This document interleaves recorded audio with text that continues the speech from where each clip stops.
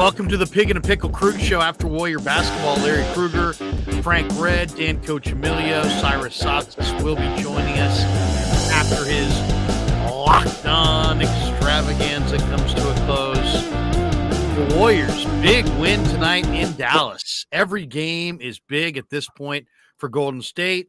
Why was tonight so big? Well, they had won back-to-back road games since the NBA Finals. That's one. But the bigger reason is that the Warriors tonight and Mavericks played for the tiebreaker. So if these two teams tied, the winner of tonight's game wins the tiebreaker. And in an always ever so close Western Conference playoff run, that actually means something. Golden State gets the win, 128-125. Huge night for Jonathan Kuminga. I thought he was outstanding. Steph Curry had a big night. Poole had a big third quarter. They did a nice job defensively on Luka. And Luka had 30 points, 17 assists, 6 Warriors in double figures, and Golden State gets the win. All right, guys, big win for Golden State. There's 8 games left, double-double for Looney. A couple things that really stand out. Second consecutive road win for Golden State. First time that's happened all year.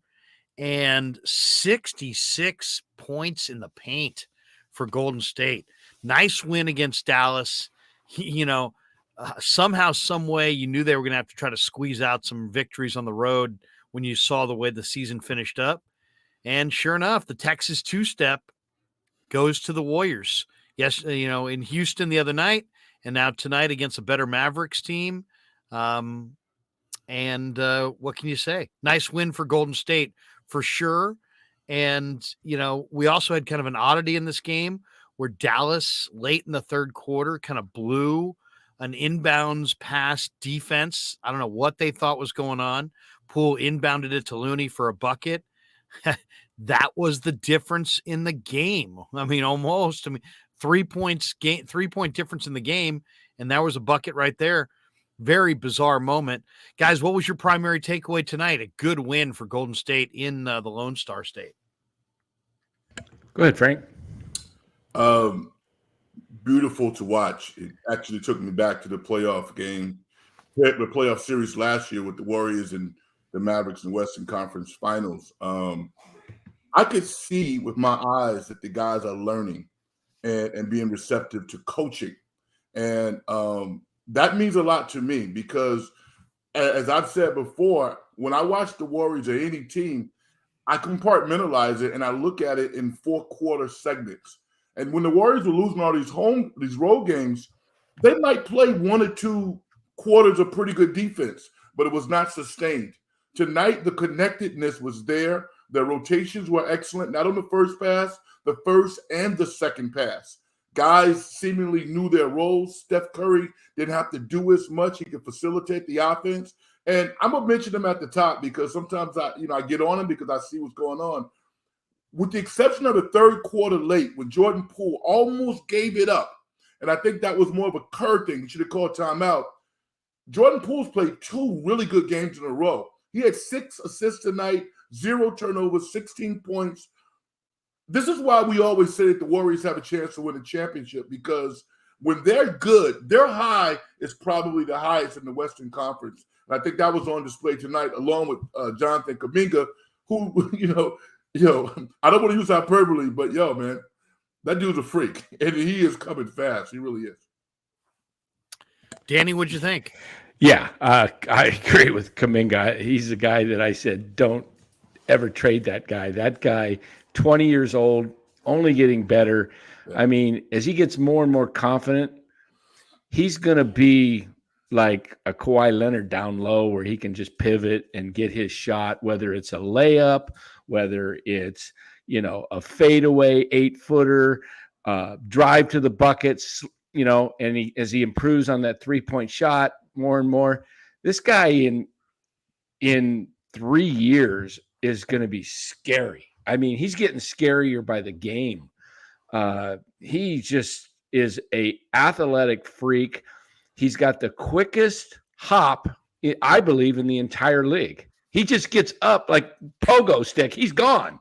Right. I just love his game, and this is why, to me, he was an untouchable at the trade deadline. So I think this team is got, obviously, without being redundant, it's championship pedigree. They, this is what they live for. This is now these games matter. These guys are getting up, and as I hate to say they're bored part of the season, but I think they are. I really do. And now they know their backs are to the wall. They got to win. They got 8 games left. I think they probably. I haven't even looked at the schedule. I know they got Dallas and Sacramento on the road, and I think Denver, Portland.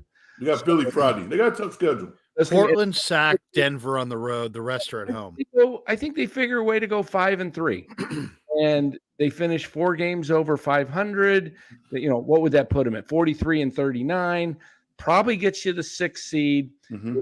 Exactly, in my view, where they want to be, because then you get Sacramento or Memphis, and then if you win that, then you get probably Sacramento or Memphis in round 2, and you avoid Phoenix and Dallas, or Phoenix and the Lakers.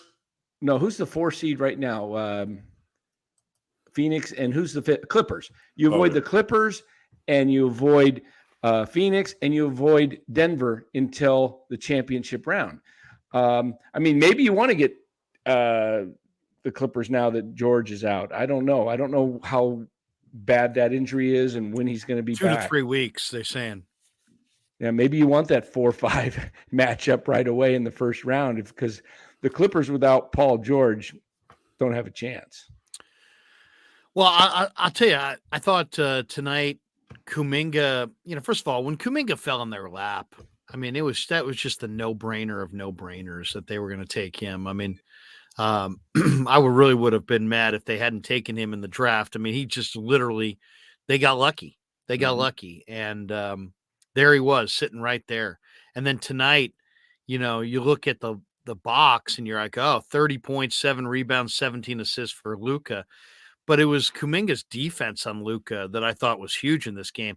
Luka made 11 field goals, but on 27 shots, and he was 2 of 10 from beyond the arc. And they hurried him into 5 turnovers. So, Luka's game looks good on paper, but it wasn't very efficient. I thought Kuminga had a lot to do with it. And then, Poole in that third quarter, really had a phenomenal contribution. 16 points for Poole. I thought he was outstanding.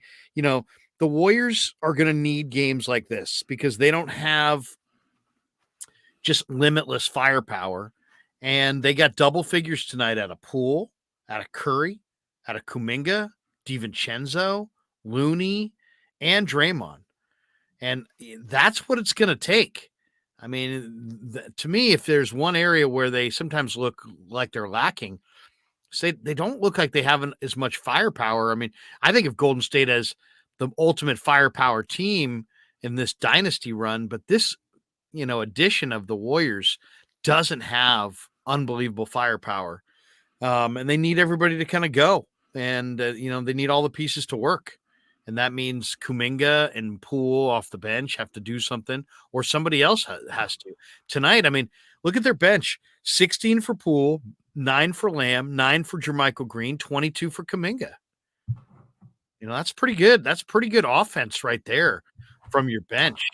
And I tell you, the guy who made this game closer was Jaden Hardy. What'd you guys think of Jaden Hardy, the rookie? He 6'3" rookie. Wow. He looked good. He had 27 off the bench. Yeah. He was excellent. He played for G League Elite last year and showed some flashes, but I think he's at a funny size. They didn't know if he would be able to score at the NBA level efficiently at 6'3". They listed him at 6'4". He's probably about 6'3", but he's showing with playing time and confidence and ability, good things can happen. So I'm glad the Warriors won, but I'm really happy for that young man. Really am. Dallas was plus 15 at the 3-point line in this game. I mean, 17 threes for Dallas. By the way, I'm not sure if we mentioned this, but Mark Cuban is protesting the loss. They're going to file a protest, according to Mark Cuban. He told ESPN, he said that it's due to the uncontested dunk by Looney after the timeout with 1:54 going left in the third. The Mavericks believed they had possession of the ball, which Cuban attributed to an officiating error.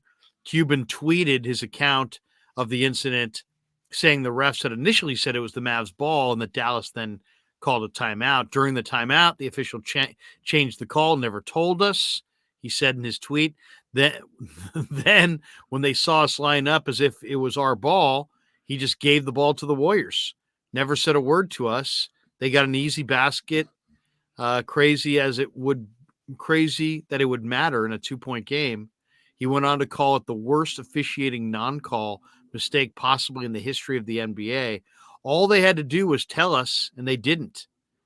He tweeted out. He says, in a pool report interview afterward, the crew chief, Sean Wright, disputed Cuban's account of the play, saying that the refs had in fact originally signaled that it was the Warriors' ball. Wright was quoted as saying there's a second signal, but the signal is for a mandatory timeout that was due to the Mavs. According to the NBA Constitution, Cuban has to file his protest in writing within the next 2 days. Silver, the commissioner of the league, then receives the protest. The Warriors will be notified, and each team will have 5 days to file evidence to support their cases. Silver will make a ruling on the case within 5 days after receiving all the evidence. Cuban's protest also has to be accompanied by a protest fee of $10,000, which will be refunded if the protest prevails or forfeited if it doesn't. So they don't want people doing this all the time. But if you're willing to put up the $10,000, which seems odd, I bet that $10,000 will be a real deterrent. Jeez, yeah. $10,000 for a billionaire? Come on. I mean, it's such a bizarre rule. I mean, why? I mean, it's like you and I saying, "Oh, hey, you want to protest? Put up $1." Yeah, it's like, come on. I mean, the referees. I don't really remember the play as specifically detailed as Cuban talked about, but I remember the game. The Warriors outplayed Dallas, and that's what I think Cuban should be focused on and concerned about, because Dallas came back. The Warriors were up like 7 points. Dallas came all the way back. They hit 2 quick threes and maybe a 2-point shot. And then the Warriors had like 2 or 3 excellent defensive series to get the game back under control. So it really wasn't actually about had a that 9-point lead. The Warriors actually got it by 9. Yeah, so it really wasn't about that particular play. That could have been wrong. I don't know. But I do know that the Warriors are the team that looked more playoff ready, and they took it to Dallas. And I think that Cuban should really focus on that. Oh, there's a couple calls. It looked like to me, because this other stuff happened afterwards, there was it looked like the refs were trying to almost like make up for that 2 points. Anthony Lamb gets a rebound, starts dribbling on the break, and he gets run over from behind and just goes sprawling to the floor.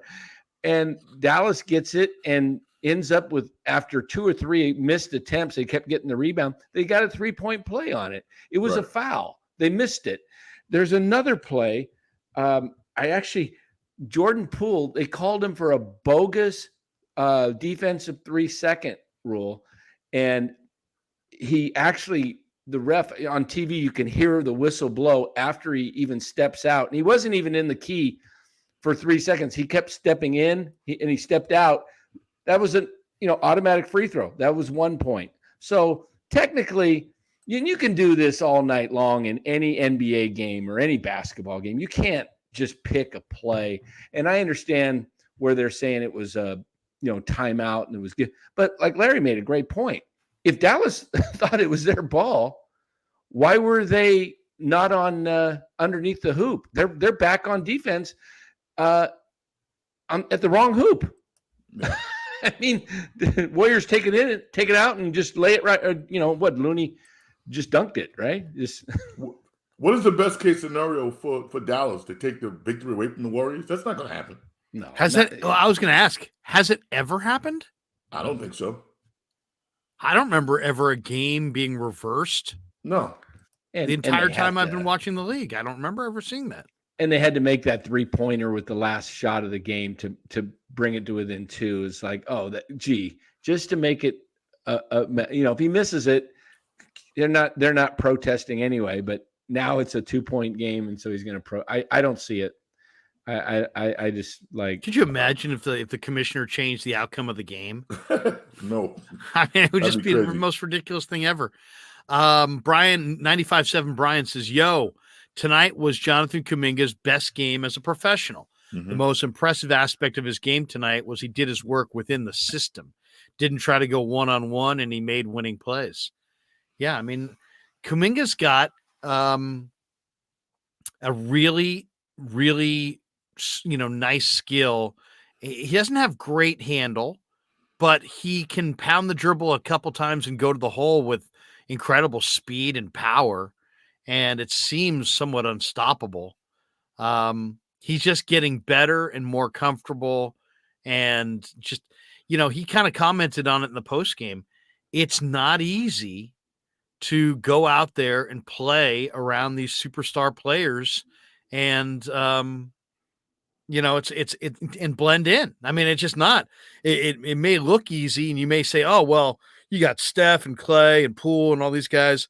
All you got to do is run up and down, but it's not nearly that easy. In fact, the caliber of players that he's playing with, I think in some ways complicates things for him at times, but man, I love him defensively. I love him going to the hole. To me, if you're saying remember when the Warriors had Sean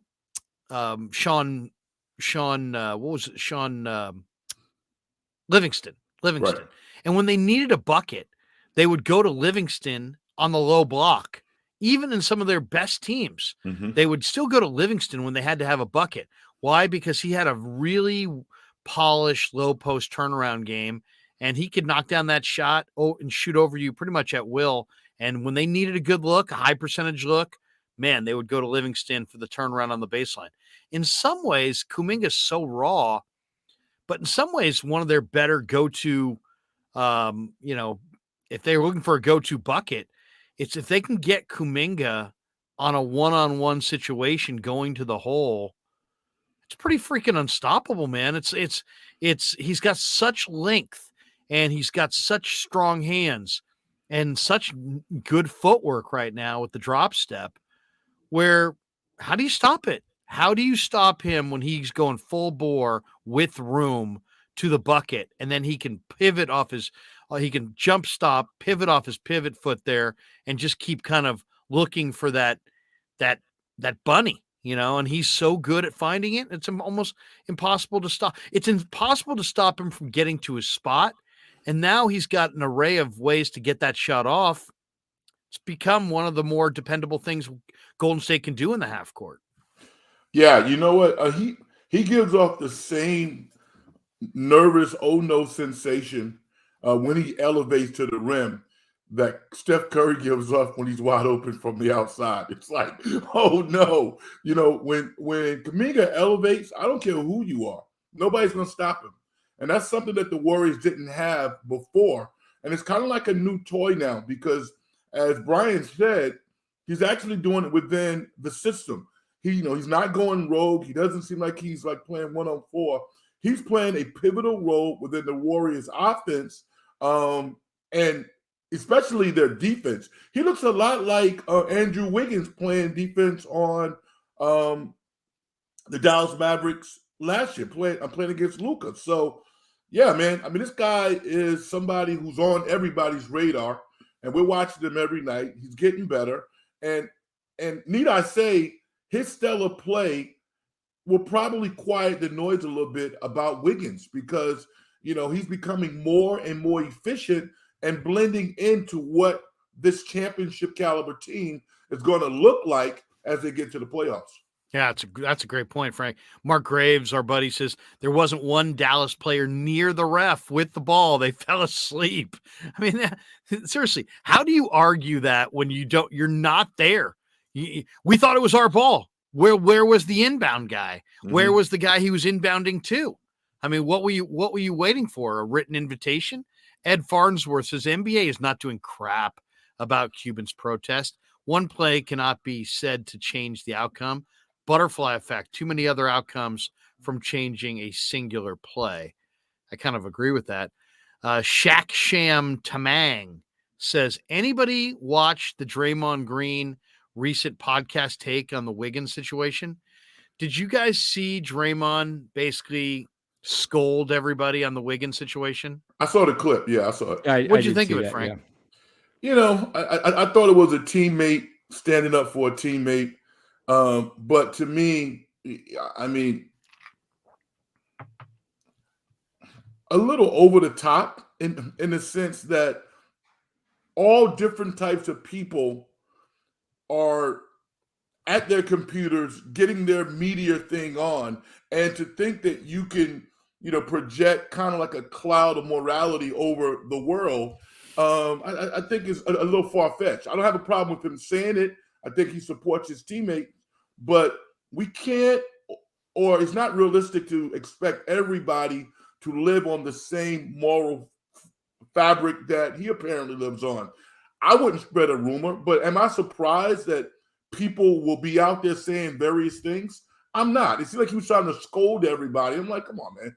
This is the world that we live in. So I'm not surprised that, some people are out to, maybe spread rumors or bring attention to themselves. So I appreciate him supporting his teammates, but I thought it was like, come on, Draymond, you don't believe that, do you? I know. It's funny that you said that because I kind of felt the same way. Like in a way, it's like, way to go, Draymond. You're standing up for your teammate and you're kind of, laying this out there that this is how you feel. But once again, I mean, the whole world is not out to get you. Most of these people that are wanting to know are your fans. These are, and they're not out to find out because they're trying to hurt Andrew Wiggins. They're out to find out because they're out to find out. They're out to find out because they're curious. They're out to find out because the guy's missed a ton of time and they want to know what's the genesis of it. I don't see it as, and it's like, he's like, well, you don't know. This is what happens, Draymond, in the absence of facts. In the absence of info, people will give it time. But after a period of time, they're going to start speculating. And you can't control every bit of public speculation. And I don't like the talking down and like the lecture either, because none of us know the seriousness of it. For all, we're just being told, hey, it's serious. Right. Hey, it's serious. Okay, we'll go with that for a while, but not everybody will. Some people are going to be like, well, what is it? What exactly is it? I want to know. He's been out, he's been gone a long time. Is he coming back? This is my team. I want to know. And I get it. It kind of is like, hey, it's kind of sad that we're in this world where, there has to be speculation. But Draymond, this is why you guys are making so much grips of cash. This is why you're so popular, because people give a shit. People care. People want to know. That's part of the reason your check is so freaking fat. So you can't take that check and not take what goes with it, which is there's widespread legitimate interest in your sport. Would you rather it be the opposite? Would you rather, I don't want to bag on the WNBA, but let's just say this was a WNBA story. Nobody would care. And nobody would be talking about it because nobody relatively has that kind of passion, but they do for NBA ball. And they wouldn't if this were just regular season, but it ain't. Now we're getting ready for the playoffs. And the playoffs are like when it really matters. So in a way, I think you crystallized it perfectly, Frank. It's like, hey, you know what? Way to go. He's backing his teammate. And that's always a good thing. Mhm. But don't lecture us on because there's a lot of people who really want to know. Those people don't want to hurt Wiggins or hurt the Warriors or hurt anybody. They just are so wrapped up in your narrative and your story and your season and everything that's gone into it since, I don't know, September, or you go back to the June draft.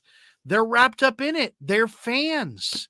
So Yeah, it's an excellent point, Larry. I think it's because, isn't it a little naive to think that there wouldn't be Yeah. any speculation? I mean, if people didn't care, like you said, they wouldn't be making the money. Right.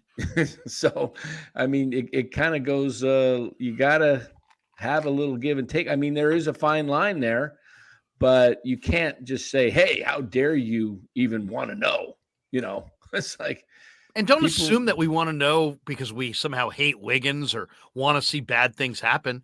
There's a lot of well-meaning Warrior fans who are legitimately concerned about his well-being, Right. about his family's well-being, about how he's going to emerge from this and Well, you what know, he's it's gone through. They're not. It's not like a when- bunch of people are sitting there going, "You owe us, tell us." You know, I was talking to somebody today, Larry, and these things, when the longer they go, the speculation just gets, It's human bigger and nature. bigger.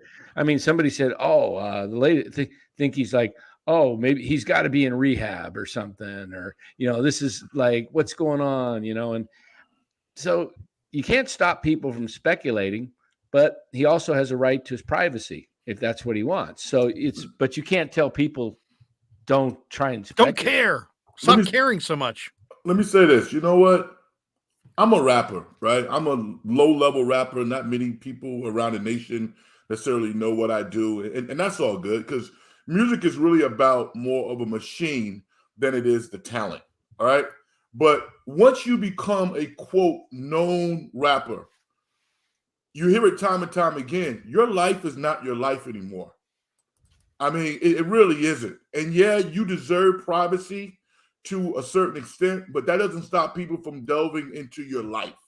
And while we all have empathy for Wiggins and his family and whatever he's dealing with, what people can relate to is we all deal with stuff that's really, really serious. And yet, life goes on. And I don't know how that correlates to Andrew Wiggins because we don't know. And I'm a type of person, I don't have to know. I'm concerned about safety and health and life and things of that nature. But specifically, no, that's your own private business. I don't care. But I don't know anybody who would trade a professional life in the NBA for working at PG&E. I just don't. And I haven't seen that yet.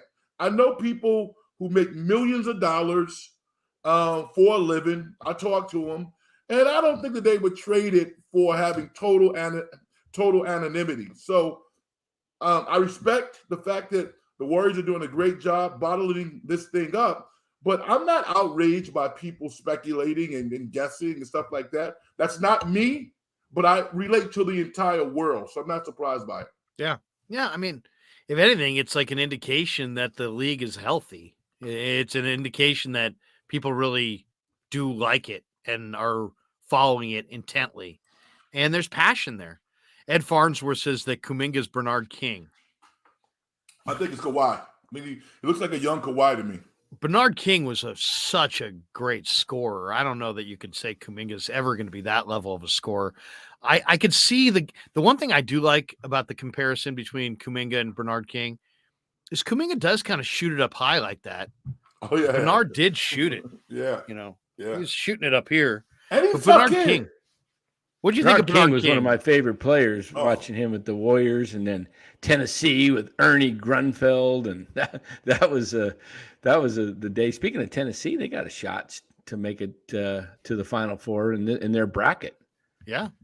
I mean, But that I love bracket's Bernard, falling I love apart. Bernard King. I think they got, was it Michael Ray Richardson? I forget exactly what they traded to get Bernard King. I think it was Michael Ray Richardson. Can't remember, but I Or just maybe they remember traded Bernard King for I remember, Michael Ray Richardson. like seemed like he was on a roll of like 50-point games, like for I can't remember. It was just like a few weeks. He seems like he was getting 50 almost every night for like a week or two. We got 50 back-to-back nights Oh, in the Garden. was it like that? Then it was in the high 40s or something after that. Yeah, listen, that dude was crazy, man. Bernard King, one of the best players in history of the NBA. And seriously, the fact that he got is left he in the off top the All 75, he's not on the All 75. Oh man, wow, that's crazy. Isn't that crazy? It That's is crazy. I mean, come on, yeah, man. you could take some of those stiffs off.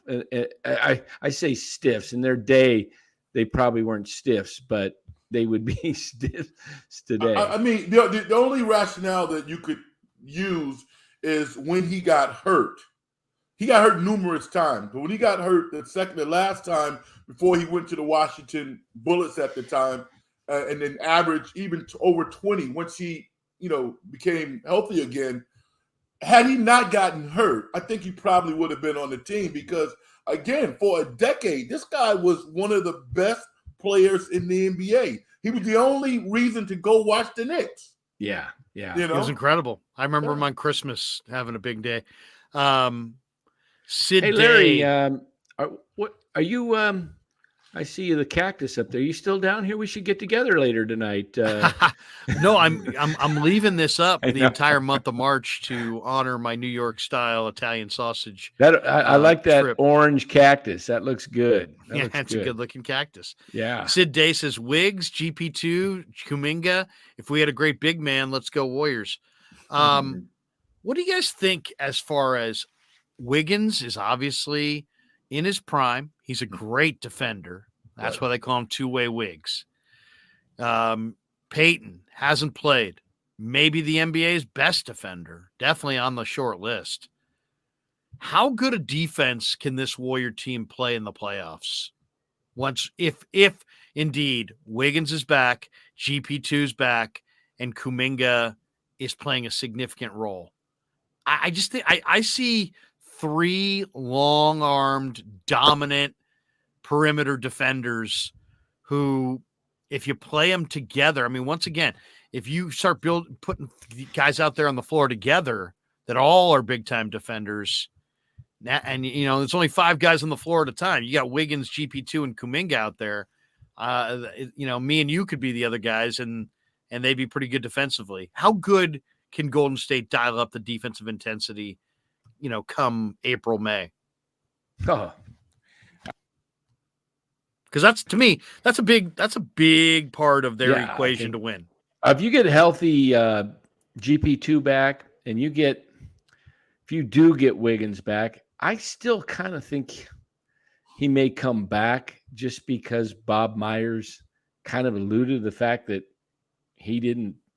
was news to him that he wasn't coming back. Maybe he just comes back next week, plays the last 4 or 5 games. And, but if they have Wiggins and GP2 and the rest of the team's healthy, Draymond Green, I mean, those are 3 of the best defensive players in the league.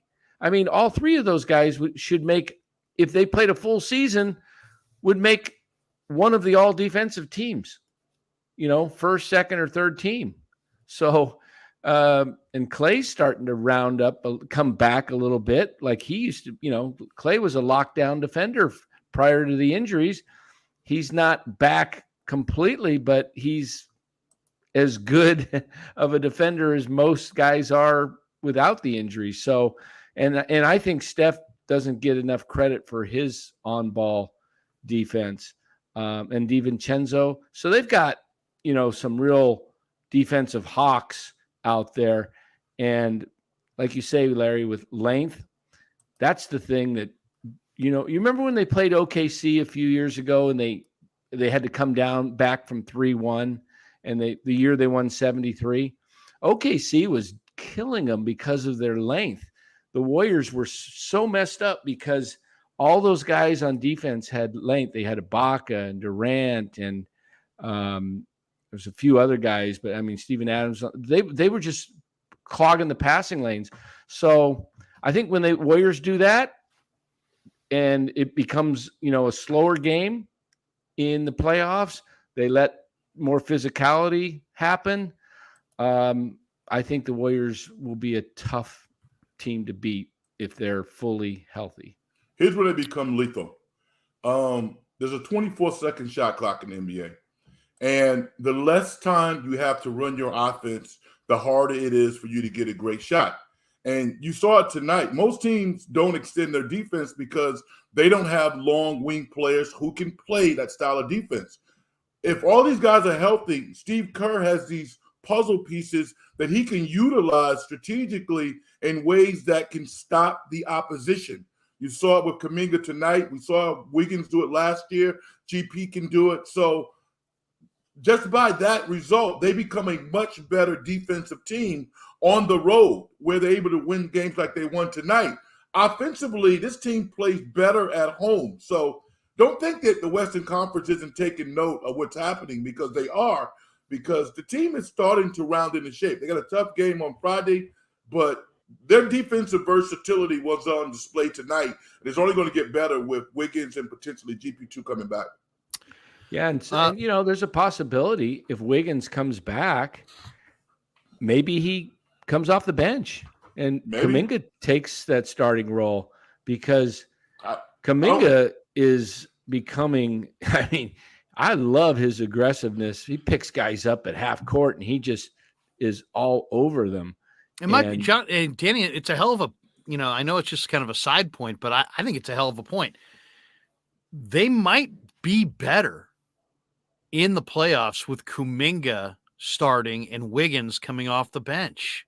Mm-hmm. Just because Wiggins will have more of the green light on the offensive end of the floor. One question I want to ask you guys in just a second here, but first let me tell everybody, now that we got a bunch of people in the room, that we are brought to you by Pig in a Pickle. Check them out, piginapickle.com on the web. They're at 341 Corte Madera Town Center in Corte Madera. They're open 7 days a week in Marin, folks. 11 a.m. to 8 p.m. It's the best barbecue in Northern California. The brisket, the pulled pork, the back ribs, the chicken, the house-made hot links, the potato salad, the collard greens. Oh, my God. The beef brisket chili. It's all amazing. The kettle tallow chips. You got to try them. Open, as I said, every day in Marin, 11 a.m. to 8 p.m. And they're open Wednesday through Sunday in the Emeryville Public Marketplace there in the East Bay. Check out Pig in a Pickle. I know. Man, best barbecue in Northern California. Tonight. I didn't get any real meat. I need some meat. Give me some of that brisket. Oh my goodness, the brisket. The brisket is absolutely mouthwatering. The brisket chili, by the way. And I've done chili a lot. I've never done brisket in chili, but I'm telling you, it is unfreaking believable. Get a cup of it, especially if you head out there in any kind of cold day. It's spicy, but a cup of it is just fantastic. Okay, here's the question. There's 8 games left. They play Philly, Minnesota, New Orleans, San Antonio at home, at Denver, OKC, at SAC, at Portland. I think that OKC is at home. Yeah, it's at home. It's at Denver, at SAC, at Portland. They've got 5 at 12 or 8 games left, 5 at home, 3 on the road. At Denver, at Portland, at SAC, or at SAC, at Portland. I think they pull 5 of those. But my question is this, though. Yeah. We talked already about Wiggins. How important? When does Wiggins need to come back? Can they wait literally until game 1 of the playoffs in the first round and bring him back? Does he need to come back and play a game, 2 games, 3 games, 4? What would you say? If we're sitting there and we're having a debate about it, how many games would you say reasonably does Wiggins need to be back before the playoffs to get some rhythm, some benefit? What do you guys think? I would say as seasoned as a vet he is, ideally you'd like to get him as many as possible, right? But there's 2 scenarios I could see. One, that he gets 4 to 5 games and he gets his legs and he gets some timing down, and maybe you look at possibly starting him. The other is he doesn't come back at all till the playoffs, but he's got to get some reps in practice, some scrimmages to get his legs, and then you can bring him off the bench and just play him in the first round, maybe only play him, 18 to 20 minutes. He kind of Kuminga and him reverse roles, where Kuminga's getting the 30 minutes a night, and then you get him through that series, and then you just keep building him up. So it can be done. He's a professional. He knows the offense. They know him. I think more importantly than the physical aspect with Wiggins is going to be the emotional, the mental. Where's his head? Well, yeah, I mean, especially since we have no idea what it is. You're right. We don't know what he's returning from, So it's like, how distracted is he? How, distraught is he? I mean, it could be anything. We don't, since we have that's the other part of the thing. It's like, sorry, Draymond, but none of us have any knowledge of any of this. So if you know the level of seriousness, you're hearing the people asking where he's at through that prism. Since we don't know the seriousness, we're not nearly as sensitive to the people asking where he is and speculating when he's coming back, because since we have no idea what he's dealing with, we have no idea what level of sensitivity it requires. I mean, that's the other part that kind of was unspoken about the Draymond thing.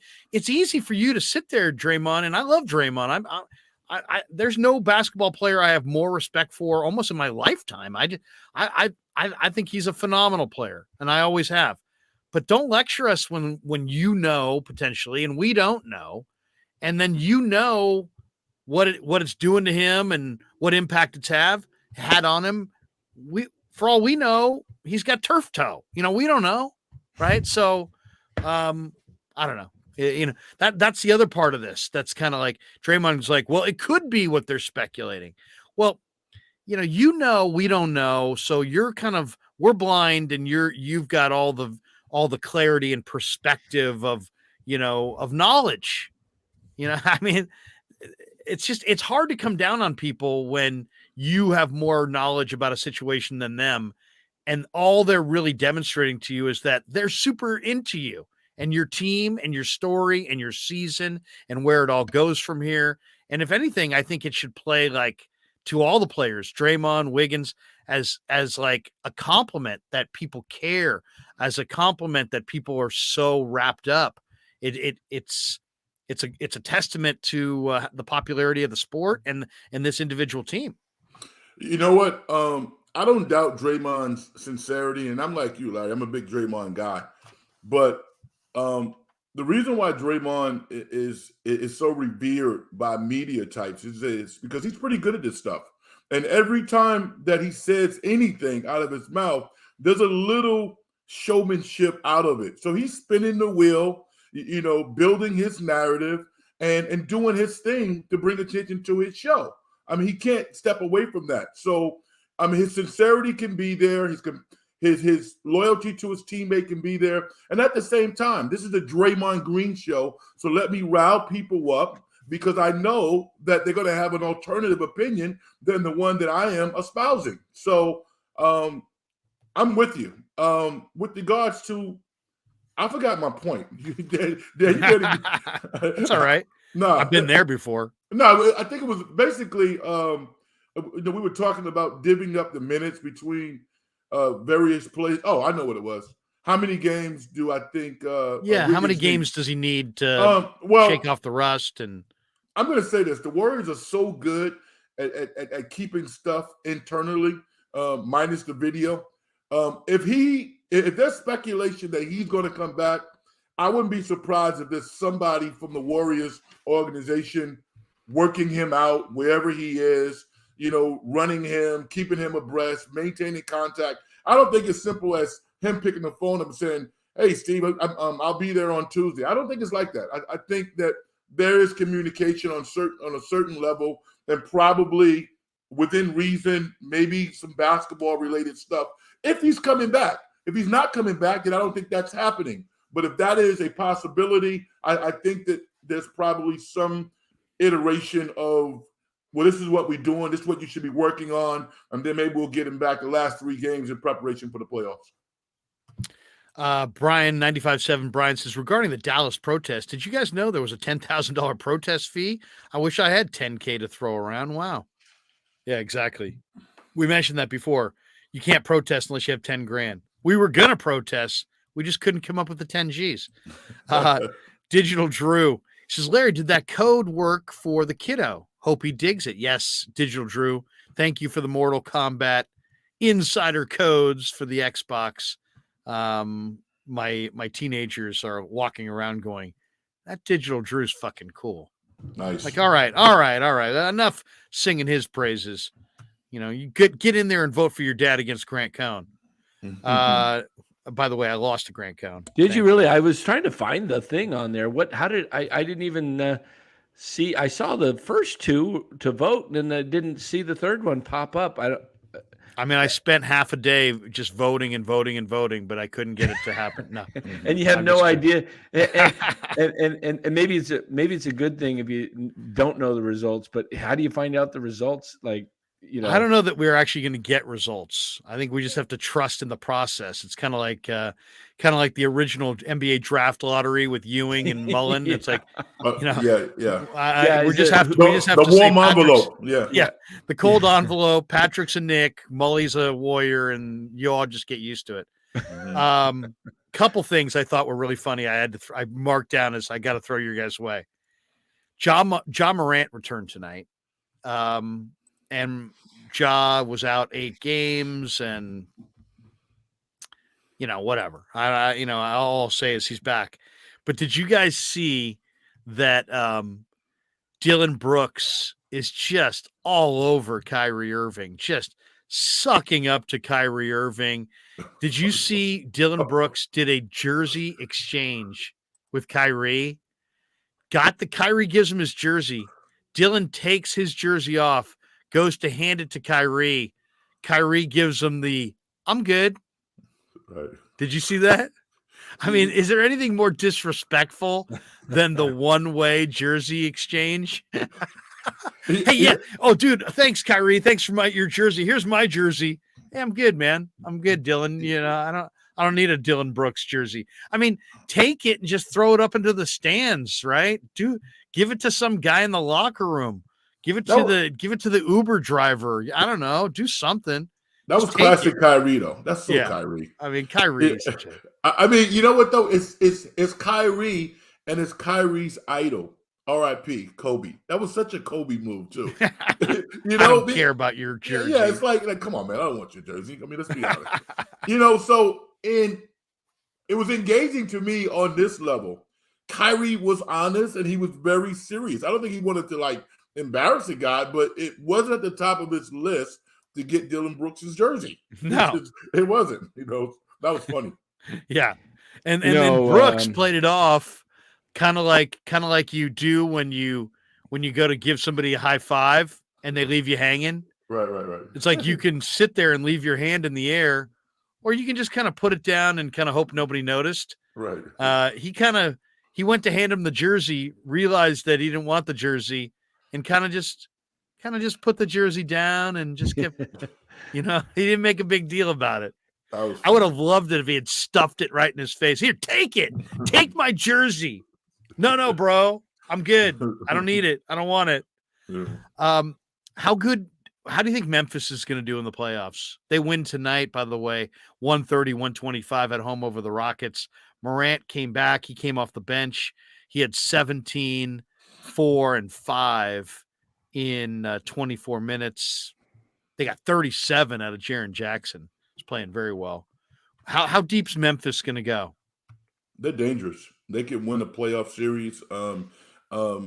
Their downfall is internal. It isn't external because they have the pieces. Even at this point, I think they have the experience. They've won enough to be formidable against anybody. I don't think that they will win should they play one of the top 4 teams. They might be the top 4 team, but they have the talent. I just think from the neck up, I would be concerned if I'm the coach and that's somebody who would look at them objectively. I would say that's their downfall. I don't think that they're as tight mentally as they need to be, but they have the talent to win.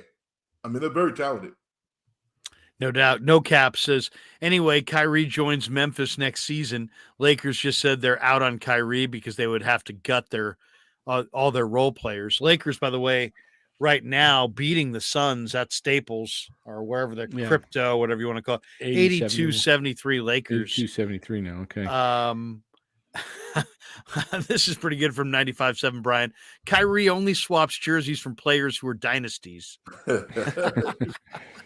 You know, a big win tonight for the T-Wolves by 1 over the Hawks. That would have helped the Warriors if it had Atlanta pulled it off. Hunter missed a 26-footer, and then Sadiq Bey missed the tip in at the buzzer.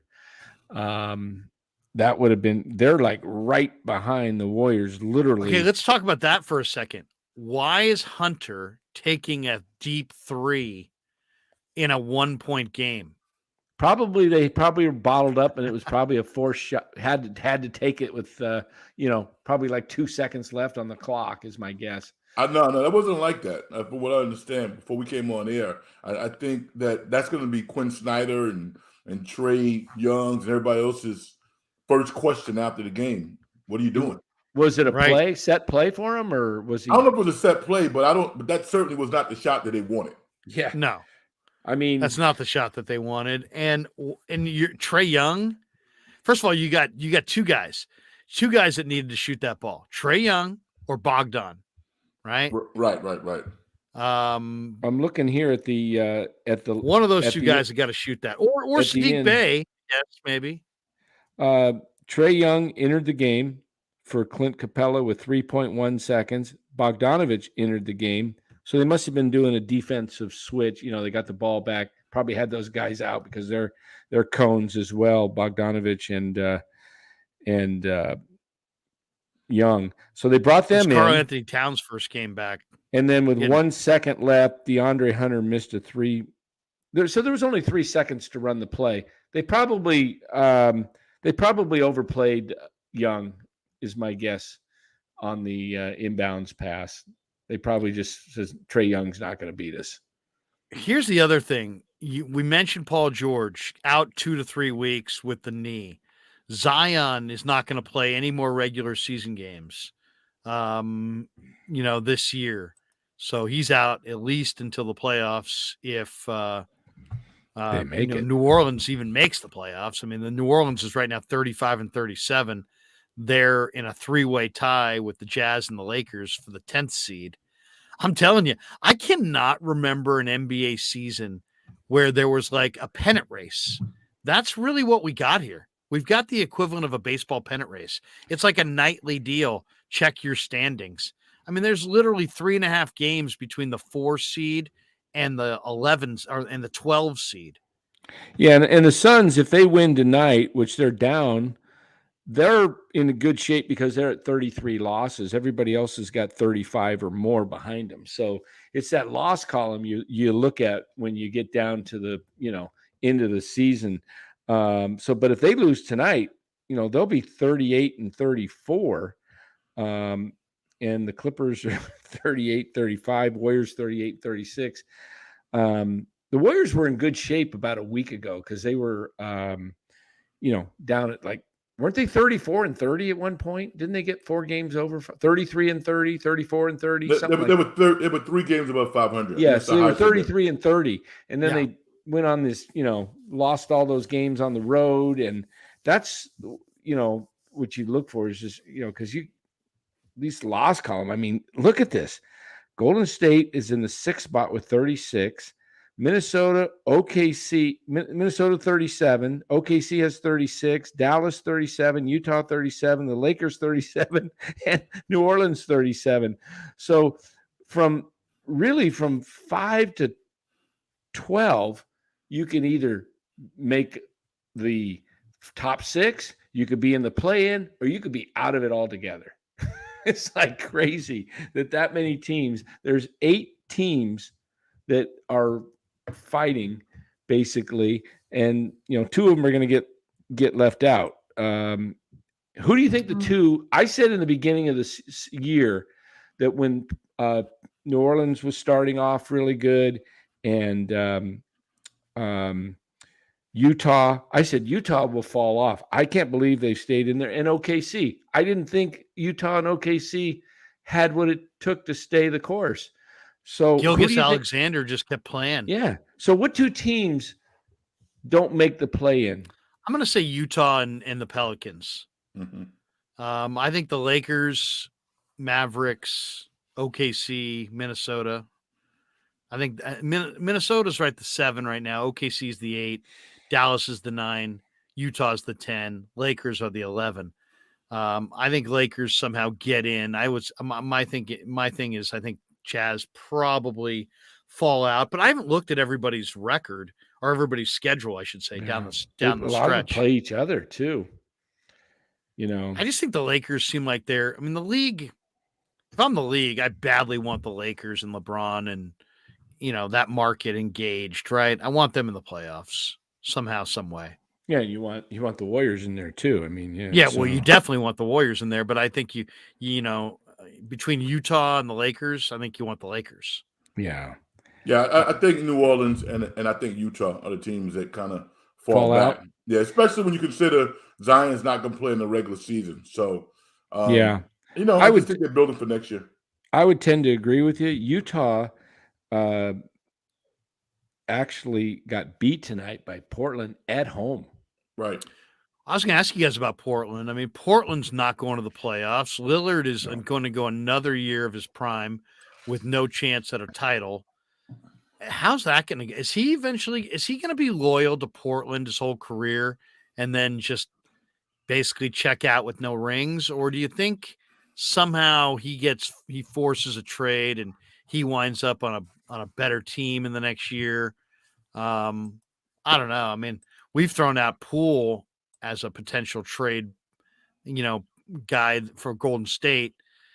I mean, if it really is like people are like, the Wiseman thing, it doesn't matter about Wiseman. This team's going to die as soon as Steph's gone.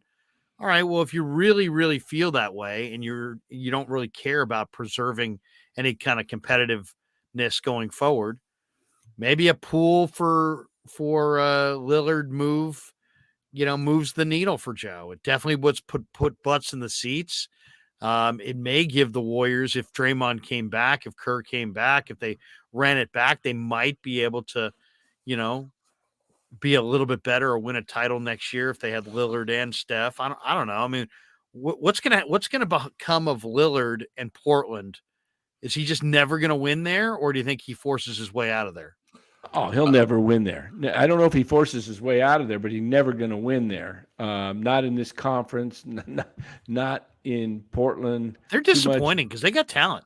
I think he's locked in. I mean, to the extent where I could see him in another uniform, but I think it's going to be a mutual decision because I think he's Mr. Trailblazer at this point. But I could see a scenario where he lands in Phoenix for Chris Paul. Chris Paul has a big contract. I think about $15 million of it is guaranteed next year. Conceivably, you could trade Chris Paul and something for a Damian Lillard. I don't know.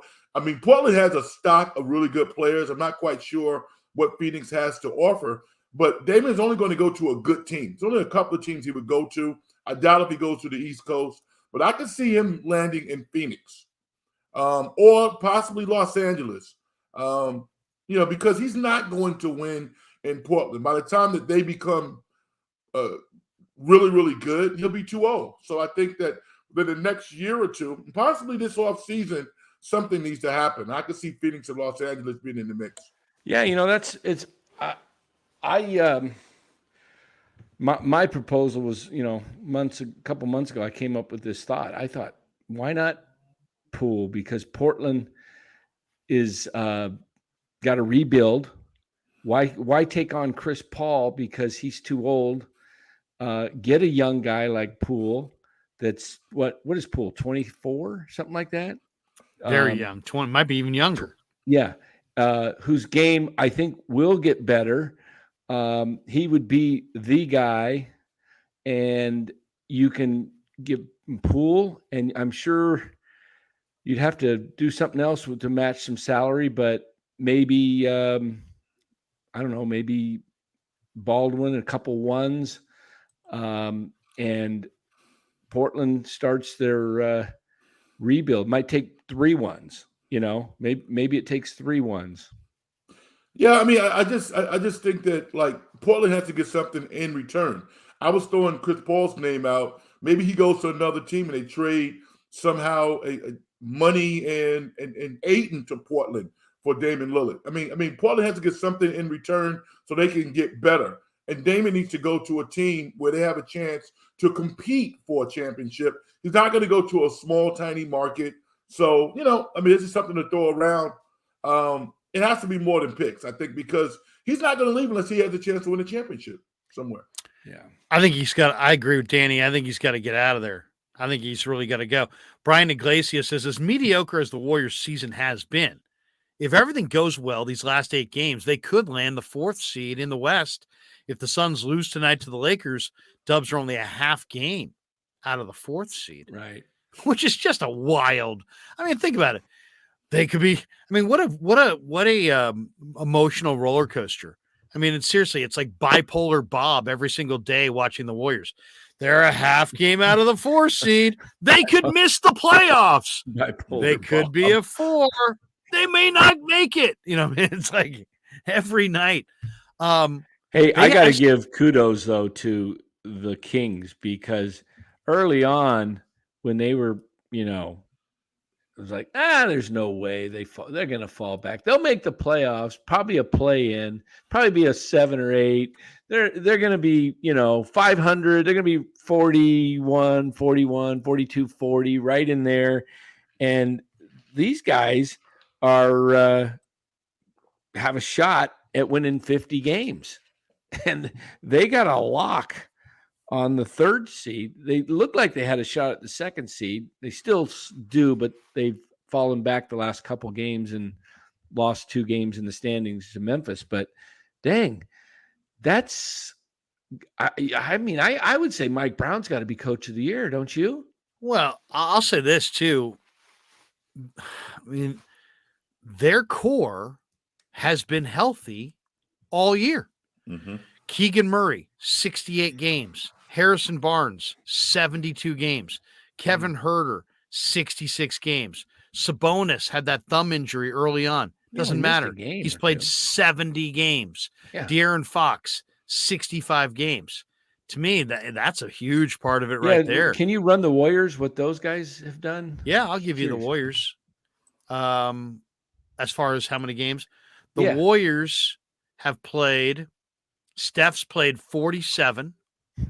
Clay played 61, 73 for Poole, but only 37 for Wiggins, 58 for Kuminga, 63 for DiVincenzo, 64 for Green, 73 for Looney.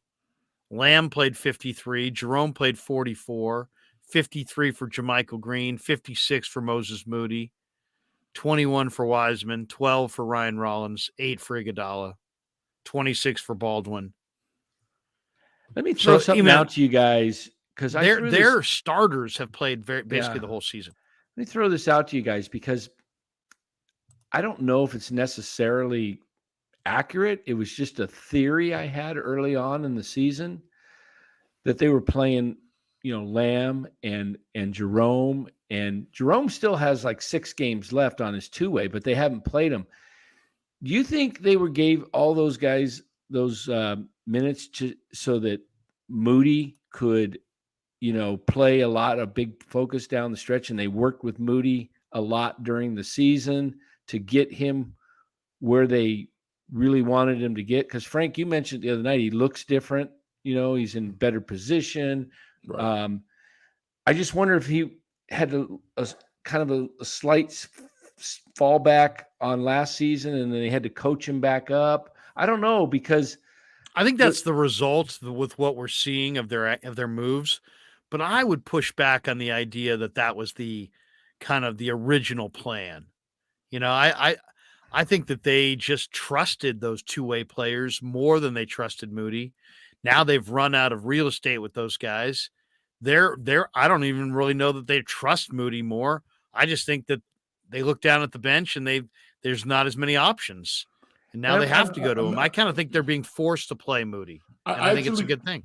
I actually think, there is some of that, but I can look at him aesthetically and see how his alignment, he's a different player. Even his instincts how he anticipates offense, how he anticipates the next defensive move, how his body is aligned. You can tell that he's had some really acute coaching to the point where he's ready. Even like if you watch him, the next time you watch him, look how low he is. And every now and then, early in the year, he would just stand up because he got tired of being in defensive position. He sustains his positioning a lot longer now. He's more physical on box outs. He's just kind of come around. But I think that he probably could have been at this position 25 games ago had he got the opportunity. But it's worked out for the Warriors. I like what I see from him right now. By the way, we were given that, at least I was in my mind when I saw the Lakers with the big lead. Lakers are going to beat the Suns tonight. It's 95-91 now with 10 minutes left to play. It's every NBA game at some point gets even. There was a great protest it. Yeah.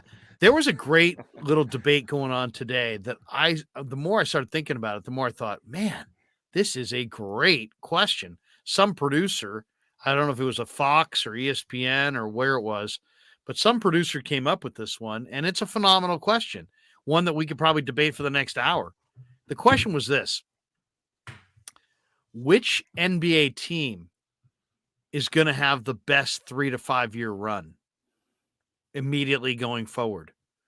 Who is the team that you would want to buy stock in, let's say, for the next 3 to 5 years? Is it Sacramento? Is it Phoenix now that they have Kevin Durant? Is it the Clippers? Is it the Warriors? Is it Memphis? Is it the Lakers? I'll tell you a team it might be. That what Milwaukee, you didn't mention. Cleveland. Still haven't mentioned it. Cleveland. Yeah.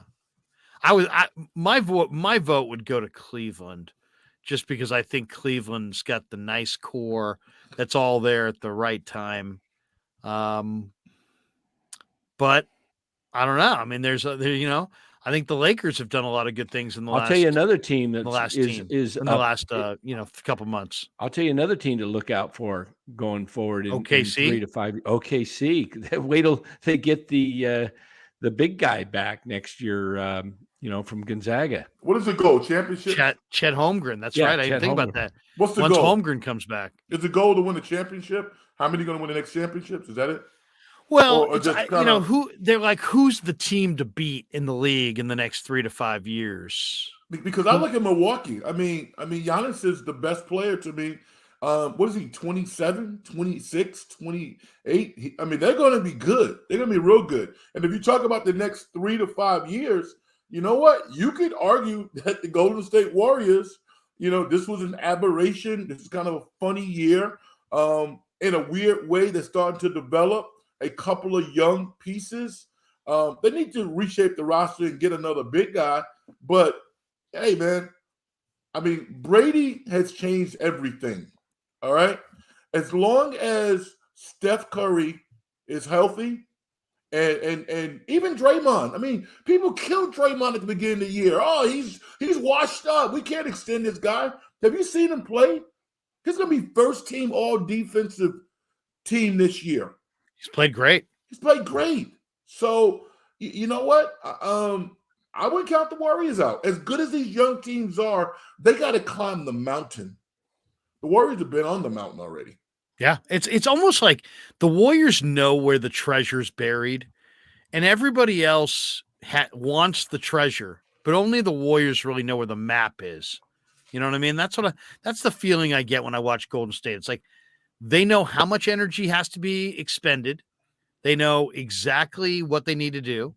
Everybody else is kind of like, hey, man, we want to win the title, and we're optimistic, and we're here, and we think we got a shot. The Warriors are the only ones that know exactly how to do it, and now it's just a matter of can they do it. Because who's won the other NBA titles that the Warriors didn't win? You had Toronto in 19. The Bucks in Toronto. And the Bucks Lakers. in Toronto. And the Lakers, I don't count that one. The bubble? Yeah, I don't count the bubble. It's just anybody could have won that bubble. Well, do you count Toronto? Yeah. The Warriors basically got hurt. I count Toronto. They injuries happen, but they're a shell of themselves. Kawhi's gone. They Ibaka may was move big on that. Pascal Siakam. Ibaka was pretty big on that team. He's gone. Gasol was good on that team. Yeah. So, I mean, but Milwaukee's the one that seems to me that, like you said, Frank, I mean, they're still, as long as Giannis is there. Yeah. They're young and they've got, man, they got some weapons. They're the best team in the NBA. Yeah. They really are. Yeah. They're really something. And with Giannis, and then I love Drew Holiday, man. I love his game. He plays great defense. He can also, on any given night, get you 30. Mm-hmm. I mean, they got a really good bench. Grayson Allen's is a really good, fit role guy on that team. They don't match up well against Boston, though. That's the weird thing. They're clearly better than Boston to me, but in a 7-game series, I would pick Boston. I would too. I would too. It'll go 7 if they Boston play. Seems to have an edge on Milwaukee. How about this one for the best team in the next 3 to 5 years? How about the fucking Beam? They're good. They're really good. I mean, if Monty McNair guys can add one more key guy to that group, I mean, he can just stay with what they got. Find one guy, one more big time guy. What happens if he steals Draymond next year, offers him a big 4-year deal? They should.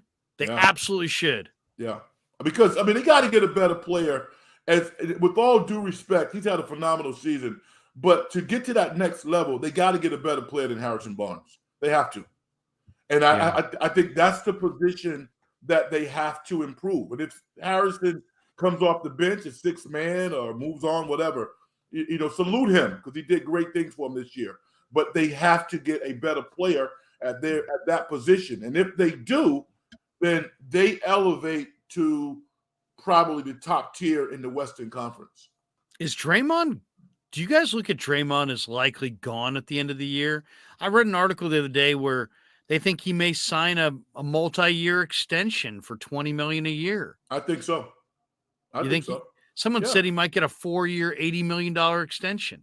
I like that. Yeah. I don't want to see him go. Longer years. Less money, longer years. I mean, the $35 million a year for that's loony talk. But he's very valuable, and I mean, no one's going to laugh at a 4-year extension at $80 million. That's a lot of money, man. And it's well deserved. I'm not in his pocket, but I think that's a sensible number that makes sense for Draymond, and I think it makes sense for everybody because he is still a very valuable piece to the Golden State Warriors. Hendrick says, "Where's Rye?" I don't know. We invited Rye. I haven't talked to Rye in a couple days. Danny, it was your turn to watch him. Have you seen him? Have you heard of him? Heard from him? No. Is he there? Is he there at your house and you're hiding him out? Yeah, he's. I don't Did know. Did Gabe Kapler attack him after he covered the team for a few weeks? I don't know what's going on. I don't know. All right. Yeah. You haven't seen him though, and he's not. You don't see him wandering around the Del Boca Vista. No, I haven't seen him out there wandering around, taking Buster on a walk. No. Sai's going to jump in here in a sec, but a couple things I want to get your thoughts on because I know Sai's going to want to talk all Golden State. Couple things that are interesting out in the sports world. One, Niners made another signing today. Austin Bryant, who used to play with Dexter Lawrence and all those great Clemson defensive linemen. He gets a 1-year deal. Niners adding another defensive end. They lost about 700 snaps when Ebukam and Jordan Willis and Charles Omenihu all left in free agency. Mm-hmm. So they need some guys. They signed, the former Raider, Cleveland Farrell, but now they signed Farrell's teammate, Austin Bryant. I kind of like that move. I don't know what he's going to do. I don't know that he's an upgrade on the guys they lost, but I think that's a good pickup. Also, a couple other football notes. Minnesota signs Marcus Davenport. The free agent defensive end heads off to Minnesota. Raiders have signed tight end Austin Hooper, former De La Salle player, 1 year, $2.8 million. Sadly, Foster Moreau, the Raider tight end, who was getting a physical by the Saints and they discovered in the routine physical that he's got cancer. Wow. So that's a bummer for Foster Moreau, who now has to deal with cancer. Lamar Jackson's, according to reports I'm reading, guys, Lamar Jackson is ready to move on from Baltimore. And there's been a number of people that have speculated that the Niners ought to be in on Lamar. Where are you guys on Lamar as a player?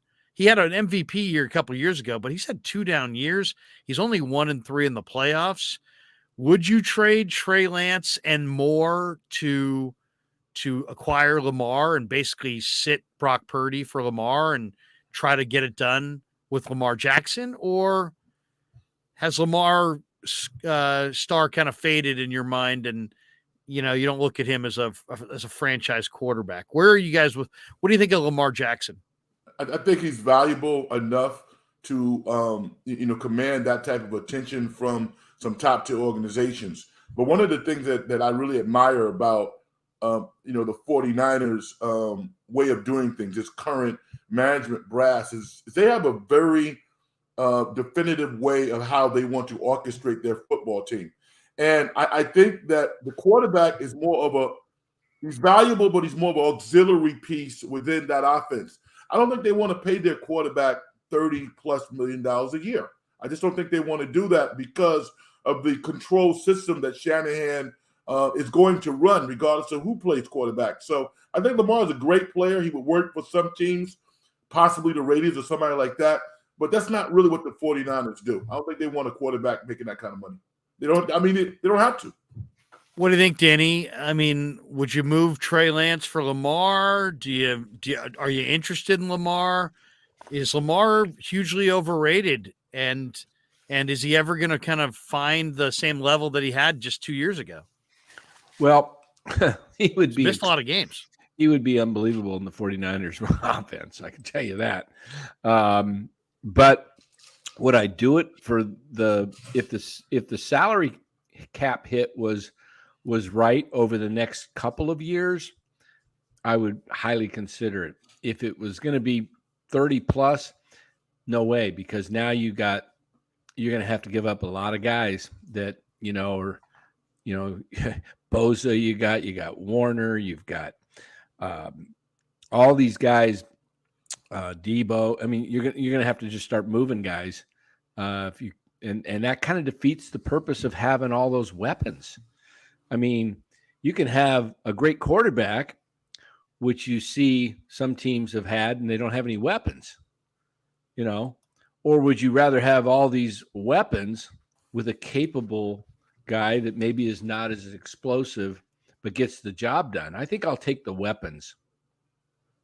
I would hate to sit Brock Purdy the way he played last year, but you don't know how he's going to return. So the whole thing's up in the air. I'd hate to sell short on Trey Lance. I don't know. I don't think you could get Lamar straight up for Trey Lance. I don't know that I'd want to trade 2 first-round picks and Trey Lance. And you got to pay him. And you got to pay him $30 million a year. Yeah, you got to pay him. And I'm concerned also about the fact that where's Lamar been in the playoffs? I mean, what's happened in the playoffs? It seems like if you force him to make plays from the pocket and you can get a lead on them, and suddenly they're not they can't play bully ball on you and just run and run and run and run and run some more. I don't know. I think that if you get them behind it by a couple touchdowns on the road and he's got to throw from the pocket, I think he's just a guy at that point. So I don't see I've heard some really people that I respect, being like, oh, they've got to sell out for Lamar. I mean, could you imagine Lamar on the Niners? Yeah, I guess I could. He's the talent's incredible, but I just personally, I think that they're built right now to have a rookie quarterback, or at least a quarterback on a rookie deal, and then extend Ayuk and extend Bosa and extend Debo and extend Kittle and all the. Now you're big, you're 5 steps down the road with that plan, and now you're gonna introduce a super expensive quarterback in the midst of what you're gonna kiss off Bosa. I mean, I actually saw somebody said they should trade Bosa in the deal And I'm like, come on, man. No way. Yeah. No freaking way. Larry, let me say this too. I was big on it when he came out of USC, and I'm sure the way the Niners jumped on Sam Darnold, they liked him too. And they basically got him for coffee, for a cup of coffee and some donuts. It wouldn't surprise me if this guy started 3 or 4 games next year. He played good football for Carolina last year. They were down the stretch. He did. Yeah, he played good football. I mean, He did. He went 4-2. It was the best ball of his career. Yeah, he's not a backup quarterback. This guy's a starting quarterback with phenomenal coaching. And I think it's just right up the 49ers alley to strategically look at the market and identify the best value for the highest level of talent. And I think that Sam Darnold's going to pay dividends next year. I'll tell you what, if Sam Darnold was able to become like Brock Purdy efficient, Got a much stronger arm. I mean, he's got a much stronger arm, yeah. That dude's a good player. What I'm saying is if he had it in college, I mean, he was a top 5 pick, right? He was the 3rd pick in the draft. Was he the 3rd or? He was top 5. He was top 5. I know he went to the Jets at first, so he was top 5. Purdy was the last pick in the draft. So the pedigree coming out of college was this guy has it.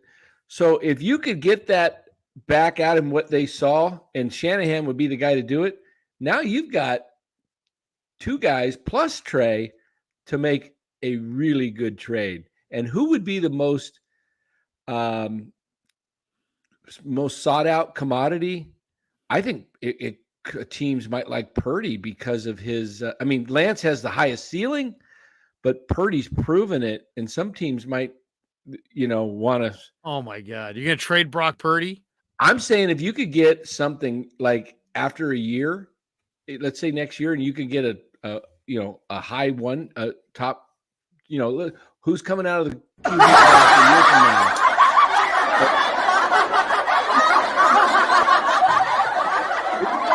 Top 10 pick for Purdy? Why would they do that? I mean, did you say trade Brock Purdy? You can't play 3 quarterbacks. Yo, he's on a rookie contract. I know. That's why you they don't have to play him. He's coming up with injury. He could not even play next year, and the 49ers would be fine if they were winning ball games. I know, but let's say you love Are Lance. you saying trade Brock Purdy? I didn't say that. No, if you got Trey Lance that you're really happy with, and then all of a sudden you've developed Sam Darnold who you really like. No, he's gonna move on for more money, man. He's gone. By the way, wait a second. Yeah, probably so. Oh, look at that! Backed by popular demand. Look at that! Backed by popular demand. Fans are going crazy. And they're not accurate, but great to see you, man. Great to see you, folks. Look, we had a bunch of people saying, "Where's Cy? Where's Cy?" Here we go. What a night! Tom Pierce, Cy versus Dan. Let's get ready to rumble. Let's get ready to rumble. I don't like Hendrick, Cy, and Dan, like part Dan, 2. Man. I like you, Dan. Come on. Digital Drew, I want to see round 2 with Dan and Cy. Don't let us down, Dan. Golden State, here he comes, Dan. Unless he Dan comes. comes at me, he's starting to disappoint. Larry's been saving those. Did you have those starred, Larry, in your chat? No, I didn't have. I saw those like 20 minutes ago. You just pulled them up just immediately. I wish I had starred them. Yes, lots of people looking forward to Cy's appearance. Cy, what'd you think? Nice little win by Golden State, and the Mavericks are playing the game under protest. You don't see that every day. No. Luckily, they had that $10,000 laying around to protest. Otherwise, where's the 10 grand come? Why is that reference? I don't get it. Because they said that's the rule that if you want to protest a call, you have to put $10,000 on the line to the league. And if your protest is upheld, you get your 10 grand back. If it's not, you lose 10 grand. Yeah. Is that true? Yeah. It's in the story. Well, I sorry for being late, man. Kevin, Dan, and I were having a long post-show conversation. And I tried to get him on tonight, but he's busy. First of all, the protest thing is insane. Kevin Dana enlightened the show that the protesting thing has worked in the G League. It happened once against the Warriors. It happened in another instance. And in those two instances, the G League created scenarios. In one instance, there was a bonus 3-minute overtime game that they rescheduled and made up. In another time, I think they tacked on 5 minutes and had them play a 5-minute game. So it does happen. And at least in the G League, they've approved it. I cannot see this being approved. I don't think Cuban has a chance in hell, but that play was a little suspicious. I mean, they have a right to be to complain, right? I mean, I think the Warriors kind of just stole that inbound. Well, yeah. I mean, but how's Dallas make an argument? We thought it was our ball. You were nowhere near the ball. Yeah, they're not gonna win that. That's just that's sour grapes, man. That's all that is. But yeah, the Warriors. I mean, that was a huge win. I mean, the Warriors, they had to win that game. You look at Paul George with the Clippers, that injury, which is I think is a lot more severe than they're letting on. I mean, they say they're going to reevaluate him 3 weeks. I mean, if you told me that he tore his ACL and he's out for the year, would not be surprised. That looks serious. And without Paul George, man, the Clippers, who I thought were the biggest threat to the Warriors, are no longer the biggest threat. Dude, do we not know we don't know the final deal on his knee? I think they just said hyperextended, right, Frank? I think that's but so that can mean anything. I mean, we've seen a lot of creativity over the years when it comes to injury reports and teams hiding players and their injuries. It wouldn't surprise me if that was what's going on here, and they're keeping a more serious thing under wraps. The Warriors. It is crazy that they could still theoretically pull this off, but a lot of it's going to come down to Wiggins. A lot of it's going to come down to Gary Payne II. We find out tomorrow whether or not he's going to come back soon. But my God, man, I mean, I think I dedicated most of tonight's show to Jonathan Kuminga because this kid is growing up right before our very eyes. And, I'm starting to I saw glimpses tonight of Kawhi in year 2, Kawhi in year 3, man. Like Kawhi Leonard was growing up like this too. And he helped the Spurs get to the finals one year. They should have won that first championship. And then he helped them win the championship that in his third year when he was finals MVP. And I'm seeing a lot of similarities there. I don't know what you folks think, but. Well, I mean, Kawhi plays with pace. He's Kuminga's so much younger. It's, they're different guys, but I do see the body type. I do see the length. Kawhi's got such more refined face-up game. He's so much more patient with the ball. Kuminga almost looks like he's like on a pitch clock. It's like it's like I got to do something. I got to do it now. Mm-hmm. So he's kind of like in a rush to do stuff. Where Kawhi is like he's not going to be rushed. He's playing the game at a pace, his pace, and and it looks so different. But I do see the long arms, the ridiculous forays to the hoop that seem totally unstoppable. And he defended Luka tonight, which was huge. Yeah. Absolutely. I thought we talked about this. You bring Wiggins back and you get GP2 and you have Kuminga playing big minutes suddenly. And of course you got Draymond. Suddenly you're kind of a no picnic defense, their defense, which has looked so atrocious on the road, could wind up being something that carries them in the playoffs. And wouldn't that be something to watch? Here's the other thing. Do we get excited about tonight, or do we look at Dallas and go, you know what? Dallas is the one kind of team Golden State can beat. They have they're the donut team. They have nothing in the middle. Golden State, what was Golden State? Plus 13 on the glass, plus 12 points in the paint. They're not going to play the Dallases of the world. If they get Dallas, they're going to be able to smoke Dallas in the playoffs. But this is don't you think this is a favorable matchup for Golden State? I will reply with this. You're right. I can't argue with anything you just said, but I will add to that, which is that this Warriors team was so desperate for a meaningful road win. Dallas wanted to win that game badly. When you look at the fact that they win the tiebreaker now over the Mavericks, when you look at the fact that they're just a half game behind the Clippers for fifth place, a Clippers team that no longer has Paul George, Norman Powell still out for an undetermined amount of time. This was huge just in the sense that they won a road game they had to win. And for playoff positioning, I mean, the 4 seed is well within grasp, and they're just a game and a half back. I mean, who knows when Kevin Durant's going to come back? So the Suns don't have Durant. And so for Lakers that are going to beat the alone, Suns, by the way. It's 118, 106, 141 left to play. Let me say this too. The Lakers are beating the Suns at crypto. There you go. There Go you ahead, go. Frank. What were you going to say? No, I mean, here's the thing about the Warriors. When the Warriors are at their best, they're not playing against the opponent. They're playing against their standard, up to their standard. And tonight we saw glimpses of them playing the type of basketball that can ascend to their standard.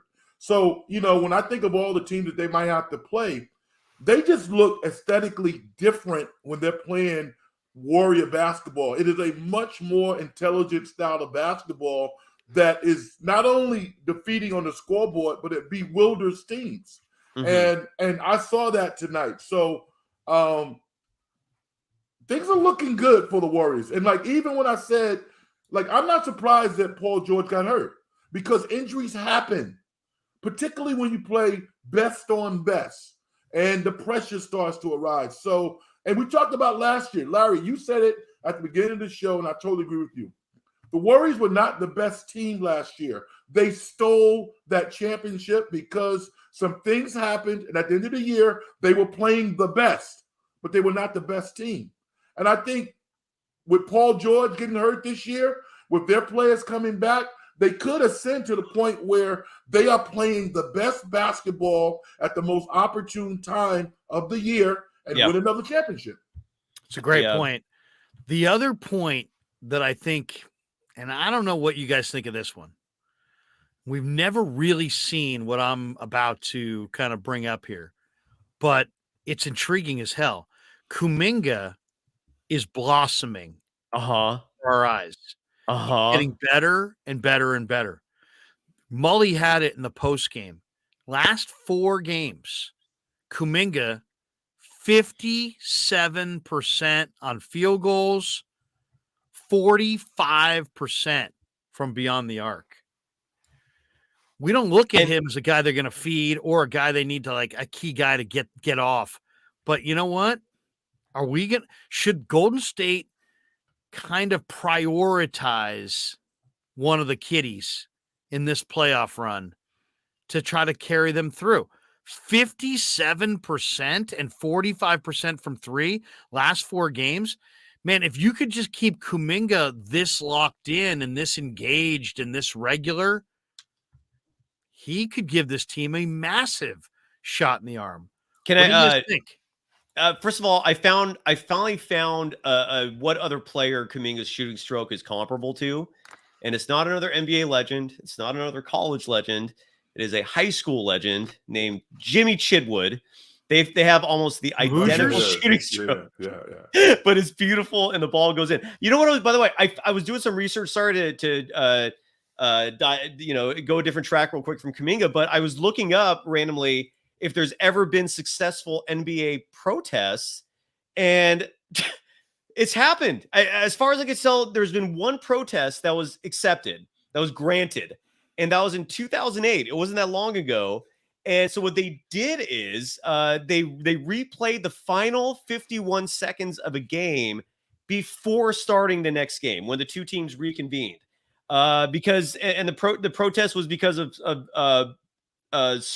because one team had 5 fouls and they didn't have 5 fouls, and so someone got sent to the line when they shouldn't have. It was some sort of weird argument like that. So I don't know what would happen here, because I think the protest was a third quarter, and I can't see the league going, yeah, we'll just replay a whole fourth quarter. Yeah, but it's not impossible. And someone here writes, like Nick J wrote in your chat, like the way the Warriors season has gone and how discriminatory the league front office and officials have been against the Warriors. How crazy would it be if they somehow did that? If they're like, yeah, we'll just replay the fourth quarter. Like, it would be utterly absurd, but I don't know if it would be impossible. I don't know. But how do the Mavericks stand on that when it's like that? Looked like I've ref basketball games of third and fourth graders that shoot at the wrong hoop. I mean, if the Mavericks thought it was their ball, why are they down at the other end of the wrong hoop? They didn't have anybody taking the ball out. By the way, somebody said that Cuban probably has 10 grand in his wallet. Probably. If you're a billionaire, like if you're Joe Lacob, if you're Cuban, what's your walk around cash? Oh, Like if I busted out my wallet, I probably have a 20, a 5, and a 1. I think I've got $26 in my wallet. I barely even touch cash anymore. It's so dirty. Like my OCD went up a whole other level. What do you think, Danny? You're a man of means. You're a man of secure. Right here. Let's see money. Let's see what I got. Yeah. What do you got? What do you got on your Frank? What do you walk around with? $20 to $40 max. Yeah, so that's about me too. Yeah. All right. If you're a billionaire, what are you walking around with? You got to have a few C notes. Just you got some cards that we don't know about. See what I got. People get nervous when they see your card. Just flash your card. Cards. Dan, you got some. Not much cash. Probably a couple of thousand. You walk around. I'd say Danny's got. Wait, I'm gonna guess. Don't show it. I'm gonna say Dan's got $42 in there. 42. Oh, right. You are really close, Larry. I got $41. Oh wow! How the hell did you do that, man? Impressive. Impressive. That is incredible. $41. Danny, yeah. What's the capital of Florida? That would be Tallahassee. So one night, me and Rye were trying to fuck with Danny. So I gave Rye a list of every capital in the country, right? Every state capital. It was like a picture of a bookmark that somebody had given me. So I sent it to Ryan. I'm like, let's screw with Danny. I'll give you all the easy ones and you have it right there. And then I'll just give Dan all the hard ones. And so I'm like, Rye? North Dakota. California. He's like, Sacramento. I'm like, Danny, Maine. I'm just like, Hey, you were surprised that I actually He got a few. Because I remember doing the capitals with my kids, but my kids are older. So it's been like awesome. 20 plus years. We never told them. We went through the entire thing. We never told them until after the show. I'm like, by the way, that was all fixed. Where's Ryan, by the way? It's like I never see the kid anymore. What happened? I don't know. Maybe MIA, huh? Maybe I don't know. I have no idea. With Adam Carolla. I was asking the guys a question that I want to throw your way. Yeah. There's 8 games left. How many games do you think, honestly, the Warriors need either from Wiggins or from Peyton to feel good about them going into the playoffs? Do they need any? Are they going to get any?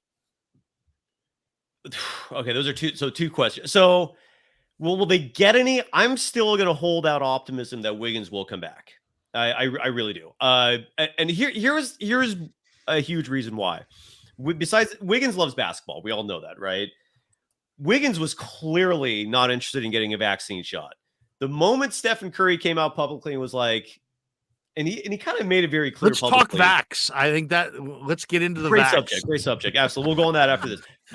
So clearly, like, it's a unifying topic. No, Wiggins got the shot because he knew how important that was for his team, right? Right. And he was not interested in that. So he clearly cares about how his teammates feel about him, his impact on the team. Outside of like, I think he's going to come back. I think he will come back. Whatever's going on behind the scenes, I think we'll see him again. It depends on the first round opponent. Like if it's a first round opponent where the Warriors can survive on an Andrew Wiggins who has to ramp back up and it's going to take him 5-10 games. If you have a first round opponent where Wiggins is not going to be a vital component, they're going to be fine.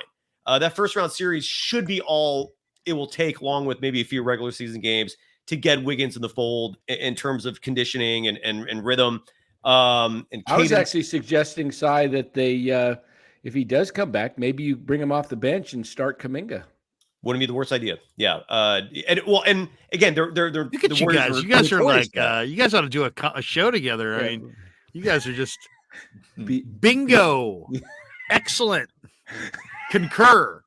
Fist pound.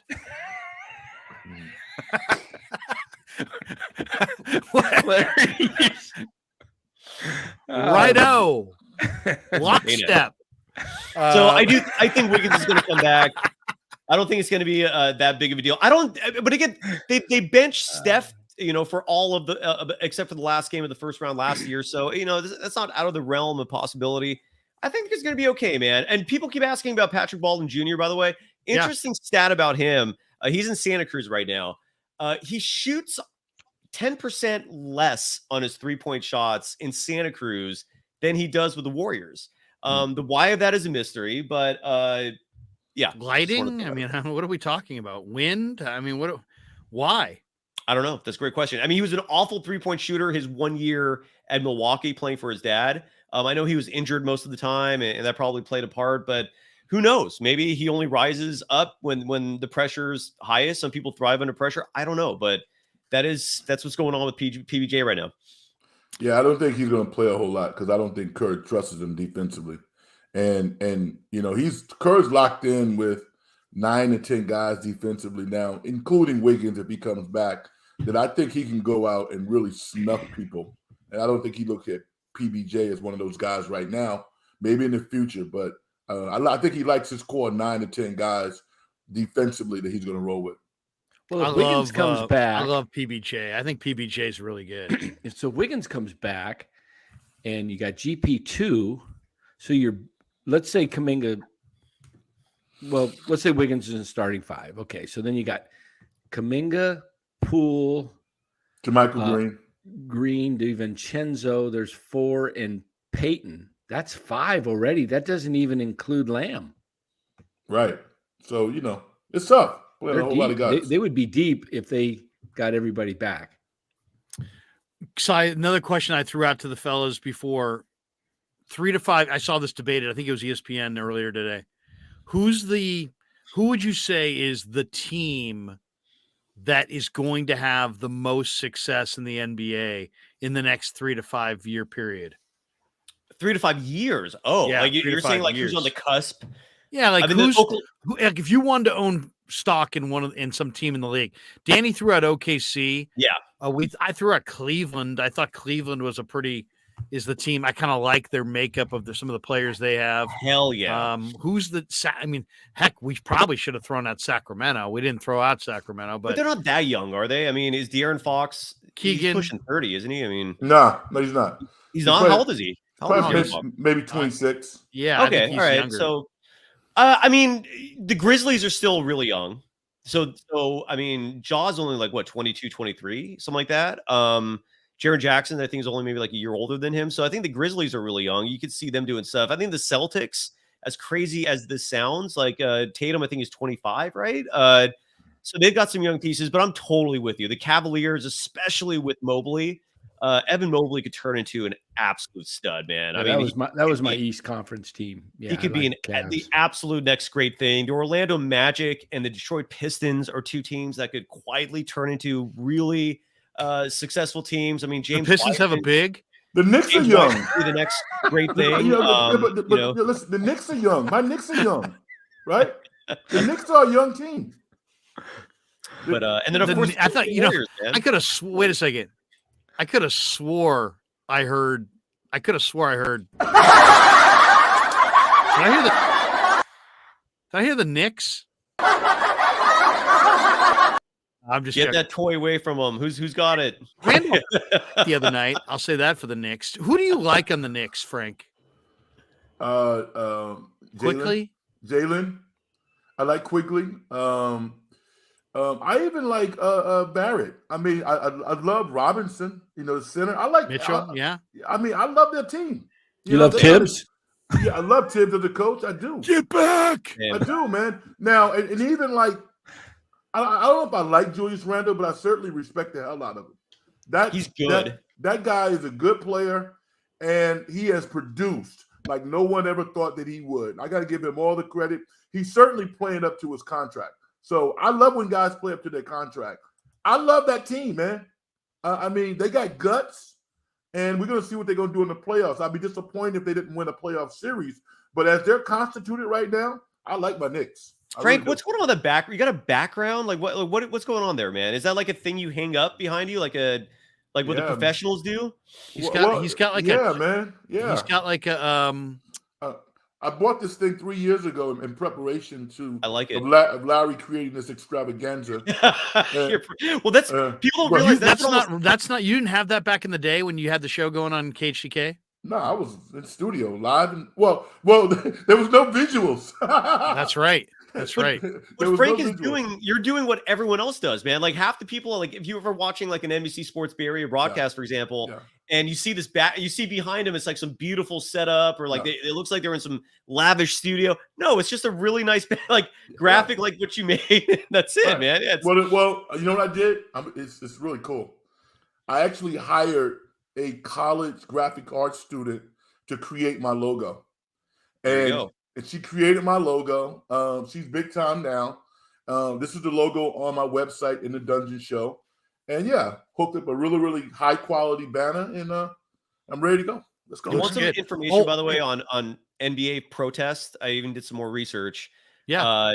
Real quick, there have been 44 formal protests in the history of the NBA. But the last one, there have been 6 successful ones, but only one since the 1982-83 season. And this was back in January 2008. And sorry if I'm being redundant, I'm repeating what you already talked about. But this was over an error counting Shaquille O'Neal's fouls. And one of the more fascinating things is that when they replayed the game, Sean Marion switched teams. So if you look at the box score of that game, Sean Marion played on both teams that night. Remarkable. Wow, that's funny. It could happen. It's frightening that it could happen. I really hope it doesn't happen. One of the big things that happened today, and I can't. First of all, Elias 20_22 says De'Aaron Fox just turned 25 last 3 months. Correct. 3 months ago. So I looked that up too. he's just a relative baby. Tom Pierce says Willis Reed died today. Was that He today? was 80 Yesterday. Yeah, yesterday. He died And yesterday. you know, you think of Willis Reed, you see him coming out of the tunnel in the finals in the early 70s, which is maybe one of the most iconic moments in the history of New York City basketball. What a life led, though. What an incredible player, coach, GM. Spent his entire career with the Knicks. In the Hall of Fame as of 82. In 96, voted one of the 50 greatest NBA players in history. He was honored again as he was named to the NBA's 75th anniversary team. Served as an assistant coach for a number of teams, including Sacramento, I believe. Played at Grambling. 64 second round pick, 8th pick in the second round. I mean, what can you say? He was born in Louisiana, small community in Lincoln Parish, only child, and grew up in Bernice, Louisiana. His parents worked to make sure he got an education in the segregated South. He showed athletic ability, they say, at an early age. He played basketball at Westside High School in Louisiana, Lilly, Louisiana, then went to Grambling, played for Grambling. Great career at Grambling. Led them to NAIA title, 3 Southwestern Athletic Conference championships. And then the Knicks took him with the first pick of the second round of the 64 NBA draft. And just a dominating physical force, both ends of the floor. You know, he was a center. He was a 2-time NBA champion. Won it in 70, won it in 73. 2-time Finals MVP both those years. MVP of the league in 70. 7-time All-Star. Just an incredible player. His number 19 has been retired by the Knicks. Frank, you're a New York guy. I'd be remiss if I didn't ask you about Willis Reed. I mean, obviously, you probably started hearing about Willis Reed when you were a little kid. I mean, you've probably heard all kinds of stories about Willis Reed. How was he? You know, you spent a lot of time in New York City. There was incredible respect for Willis Reed throughout that city. He died ultimately, they say, of heart failure. He was 80 years old. You got a thought on Willis Reed and his incredible Hall of Fame career? Absolutely. You know, here is where New York and the Bay Area are similar. We revere our heroes. Like the Bay Area loves Joe Montana. They love Tom Brady, even though he never played for any Bay Area teams, so on and so forth. Chris Mullin. Mullin is the only guy that I know that is revered in 2 separate markets on a same level. I'm a little too young to have seen Willis Reed in his prime, but what I noticed about Willis Reed was everybody respected him. And there was a certain grace and sophistication that he walked around with. And as somebody like myself trying to utilize sports to better my life, he was a model that I could look to who had done it. And to see that level of intellect and sophistication manifesting throughout the city forever. I mean, like heroes kind of come and go, but he has been able to sustain his presence in that market and in the NBA. And I just thought that spoke volumes. And no, he wasn't like my favorite player. Walt Frazier was my favorite player. I love Bill Bradley. But the fact that he was so respected was really motivating to me to know that basketball could be used in a way that could better your life. And I think that he was one of the examples of that particular point. Great player for sure. But go ahead. People don't remember. Before you jump in, Danny, I was just going to say, people think of Willis Reed. I think they think of a couple things. They think of great player, but he's also kind of synonymous with playing hurt, right? Because he, I mean, you heard many announcers who make references to, hey, it was his Willis Reed moment. And what they really mean is he played hurt. And that's kind of what he's known for. But I'll tell you the one thing that I think is kind of underrated. This guy was a phenomenal general manager of the Nets. He took over the Nets. He drafted DC, Derek Coleman. He drafted Kenny Anderson. He acquired Drazen Petrovic. That was a great team. The Nets were a playoff contender during his run. He hired Chuck Daly to coach the Nets in the early 90s. Of course, Chuck had already done his deal with the Pistons at that point. But, I mean, Derek Coleman, Kenny Anderson, Drazen Petrovic hiring Chuck Daly. That's a pretty nice little GM resume right there. No question. Nah, man, he had a hell of a life. It's really hard for me to. I'm sure his family wishes he was still here, but when I think of what he was able to accomplish in the 80 years of his life, it's inspiring to me, to be quite honest, because he didn't go out on a whimper. This is a guy who did so much for himself, his family, and for the world in his 80 years. And I take a lot of solace in that. If I could live 80 years and, accomplish half of what he, was able to do, I think that'd be pretty impressive. So he lived a great life. Yeah. Danny, did you want to jump in on Willis Reed? Well, I just remember that game as a kid. Was that 69 or? I think it was 73, wasn't it? Or was it 70? No. Was it 70? It was 70. 70. It was right. Yeah. But I just was thinking of how the game has changed, because every team, you could talk about their centers back then. Today's games, it's like, who's got a really good center? Maybe 5 teams, 6 teams in the league. I don't know, but I can rattle off, the Warriors had Nate Thurman. There was Wilt Chamberlain. There was Jabbar. There was, before, Bill Russell was coming to the end, but Walt Bellamy for the Hawks. There was Bob Lanier. There was it's just like Artis Gilmore. Yeah, Gilmore. Bill Walton in the 70s was unbelievable. To Not me, to interrupt you, but my favorite poster of all time, I used to have it in my bedroom for decades. Remember when they had the poster? Frank, you might have had this poster too. Garrett Fawcett? No, it was all these great NBA players from the 70s. Like I think it said the Supreme Court, and they were all in judge outfits, sitting around, some judge quarters, and it was just the coolest looking poster of all time. And you mentioned Artis Gilmore. I just remember Artis was right in the middle of that thing. Yeah, there's just so many though, but and it was just the game was built really around the center back then, and you had to have a low post guy, and if you didn't, you had no chance. But it was just fascinating to me. I still think that had Bill Walton stayed healthy, he would have been a top 10 player in NBA history. The guy was phenomenal. The year the Portland Trailblazers won, go look at highlights of Bill Walton. He had about 73 or something like that. No, later. It was like 77. 76. 77. Yeah. I think the 77, Sonics, you're right. I think it was weird. It might have been 76. It might have been 76. It was like back then the Warriors won it in 75, and then it was like Sonics and then the Blazers. Bullets Sonics won in 77, 78. Bullets, yes. Bullets were 78 because they were the 44 and 38 team, the worst team to win a Elvin championship. Hayes and Wes Unseld. Yeah. I think the Warriors might be able to top that this year at 43-39 and win a title. They will have to. Yeah.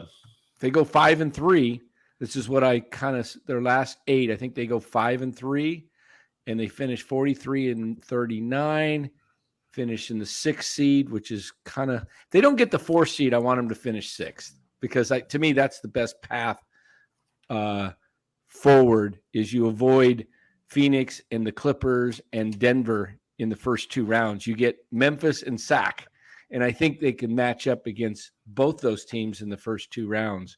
That's how I'm looking at it. I may be, maybe 4th is better because you get home court, but I don't think home court's going to mean when they get in there. I don't know. I just think they can win. I think they can win one of the first season? 2 games. After what they've been doing, you still think home court? I do. I think they're so used to it. It's just a different game. I think they step it up, win one of the first 2. Who, by the way, had the road. March 21st and March 22nd as the first time all season the Warriors would win back-to-back road games. Do you guys realize what we saw tonight? This was the first time the Warriors have won back-to-back road games since the Celtics finals last year. They have not won back-to-back road games oh my goodness. all freaking year. And watch the league come in and March. say, hey, we're putting a stop on it. You're playing it over again. Makes sense. They've only won 8, right? Won 8 or 9. Isn't that's got to be it's Nine. truly amazing when you think about it. They went to the finals. They've retained basically their whole core. Now they had a couple new faces, but basically their whole core that went to the finals, and they don't win back-to-back road games until March 20th and 22nd. Let's say this though. Think about how many teams would not have recovered from what took place at the beginning of the year, though. It's the punch. Yeah, it's been Scotch tape, little crazy glue, maybe some Gorilla Glue, but they've tried to hold this thing together, and now seemingly they're at their apex right now in terms of their synergy, in terms of how they're playing. A lot of teams would have imploded. Actually, if you watch the last couple games, Frank, interestingly, Poole and Green have great chemistry on lots of great passes from Poole to Draymond for some big buckets. They're basketball players. It's getting better. I think they both want to win, but it's deep down, you take that veneer off, and it's still, there's still some stuff there. It has to be, but there's got to be. But the oneness in terms of trying to win, all these guys are winners. There's nobody who puts that uniform on who does not want to win, and I think we're starting to see that on the court. Cy, you're locked on. What is the impact of the Draymond Poole thing? Well, what's the status of their locked on relationship? And Jordan Poole. No, in all honesty, everything I've heard is that they swept that under the rug months ago. On top of that, when I learned what was going on with Draymond that day, and it's not an issue anymore, is what I'm trying to say. I'm not saying that you're wrong. But what I'm saying is that you, as a basketball player, as somebody who has coached and all that stuff, how does that happen? How could it not be something when someone's trying to end you? So seriously, if somebody walked up to me and punched me in the face to the extent that I could have brain damage, and no, we're good. We handled that. I hear you. I don't get that. I just don't want, There's definitely two schools of thought. Like, when it first happened, even if you listen to former NBA players who were asked about it, you get one player who said, "Nah, this stuff happens all the time. We'll get over it." Then the next player would be like, "I'll never get over that. That's gonna, So I think it depends on the individuals. I really do, because everyone seems to have a different opinion on it and different perspective on it. I really do not think at this point of the season, though, anything's lingering, because the only person where this would still affect would be Jordan Poole, and every indication is he's gone over it. But you're right. It was about as ugly. This whole season's been marred by a lot of weird stuff. It's if they still win a title despite everything that's gone on this year, it would be a borderline miracle. I'll never question Steve Kerr again. I'll say that. I'll love. Whoa. I'll love Anthony. You're not going to Lamb be and Ty locked Jerome on forever. next year? Locked On will be a pro-Kerr program regardless of what happens to the Warriors if they win a fifth world title. So wait, next year they win the title this year, and next year they're just playing like crap. Kerr's making terrible decisions. You're locked on. It's a Thursday. Kylan's like, you know what? I'm not too pleased with Kerr. You're going to be like, hey, let's give him a pass. They won the title My response will be, so Jonathan Kaminga got another great game. Why don't we talk about that? I will change the subject and pretend like it never existed. Yeah, absolutely. If you win a title with this product, with what they've been doing this year, with these rotations, I bow down to you, sir. It would also give it complete credence to you, Larry, in what you've been saying, which is that it will confirm the regular season means jack shit. And the league's going to have to take a look at that because it means nothing. A lot of people say that already, but that'll be all the evidence you need that the regular season doesn't mean a thing if the Warriors win the title, and they really could. Mark Graves says Kerr gets a mulligan from Cy. LOL. Yeah, absolutely. Okay. I'm still not calling for his head. I'm not calling for his head, man. It's just Kerr's done has made a lot of mistakes this year. He's made a lot. Like a lot of the decisions are indefensible. Smart people are perplexed routinely by his decisions. It's you can't defend everything he does. A fifth world title, despite all this, I will shut my mouth when it comes to criticizing Steve Kerr. I gotta see it. Absolutely. All right, here we go. I'm gonna throw a couple things to Frank and then a couple things to Danny, and then we'll finish up here. Frank, I want your Sweet 16 picks. Let's roll them down. There's 4 games tomorrow, 4 games on Friday. So let's go with the first one. Michigan State, K-State, 7-3 matchup in the East region. They're playing at the Garden. Who do you like? You like Izzo's Spartans? I do. You like K-State Wildcats? Michigan State's a 1.5-point favorite. Yeah, I think Michigan State's going to win. They're more balanced. The kid. Kansas State 5'8" point guard Powell. He's from New York. Really, really good player.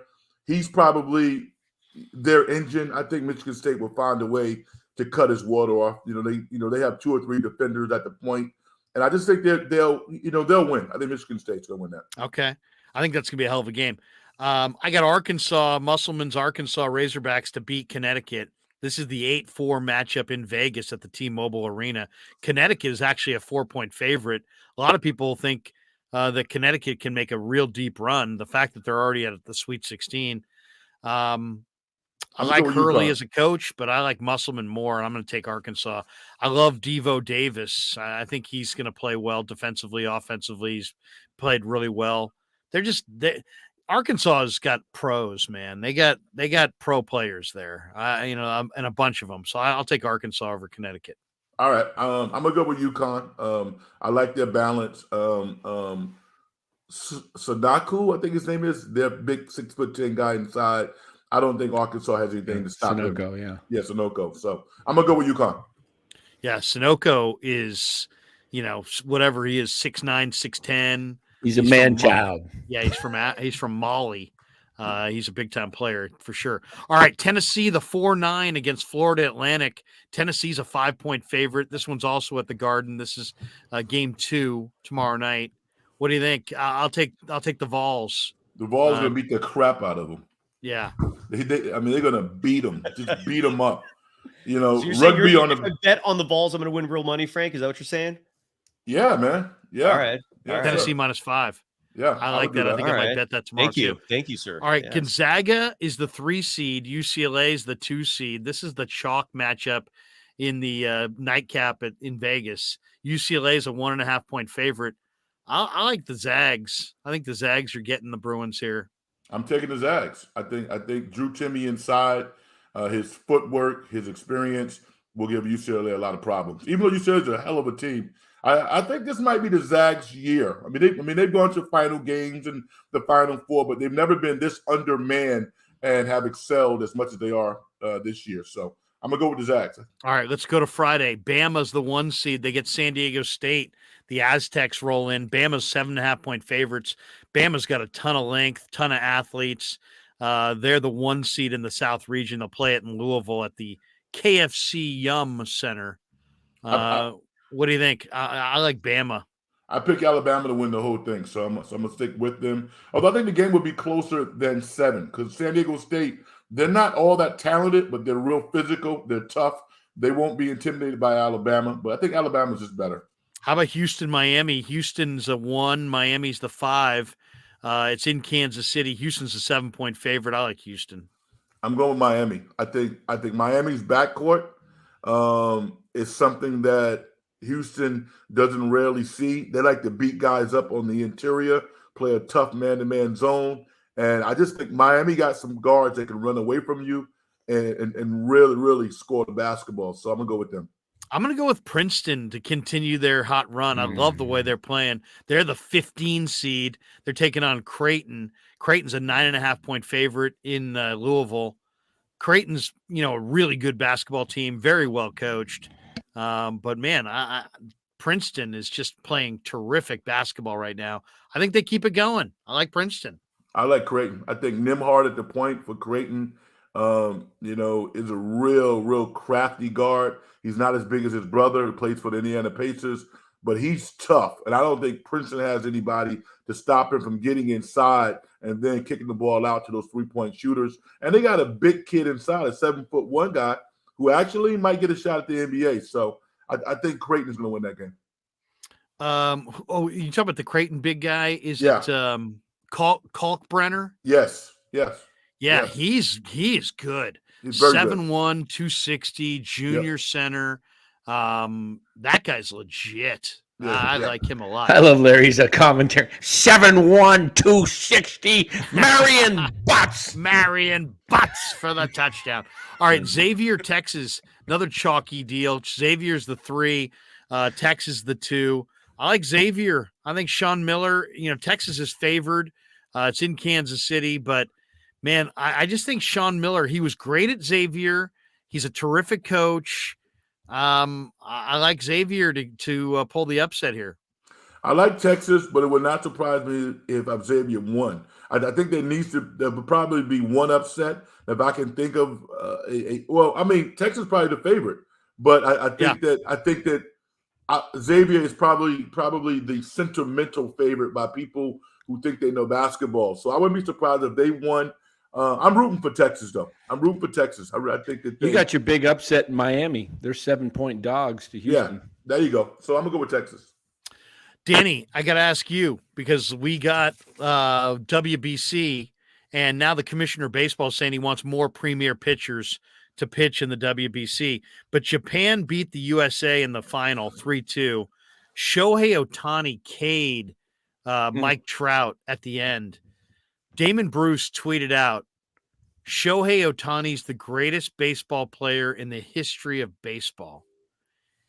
Is that an overstatement? And what did you think of the WBC? Like ever? I think Mays, Ruth, Aaron. I think it's a little hyperbole just because he needs to do it for a few more years, and then it's possible. I mean, he's definitely a freak of nature. I mean, he's fast. He throws the unbelievable fastball, and he can hit. So, I mean, he's like an all-world athlete. The slider he threw to Trout last night was as wicked of a pitch I think I've ever seen because it looked like a strike, and Trout, I mean, he had no chance of getting it because he just pitched it. It just broke at the last minute right off the plate.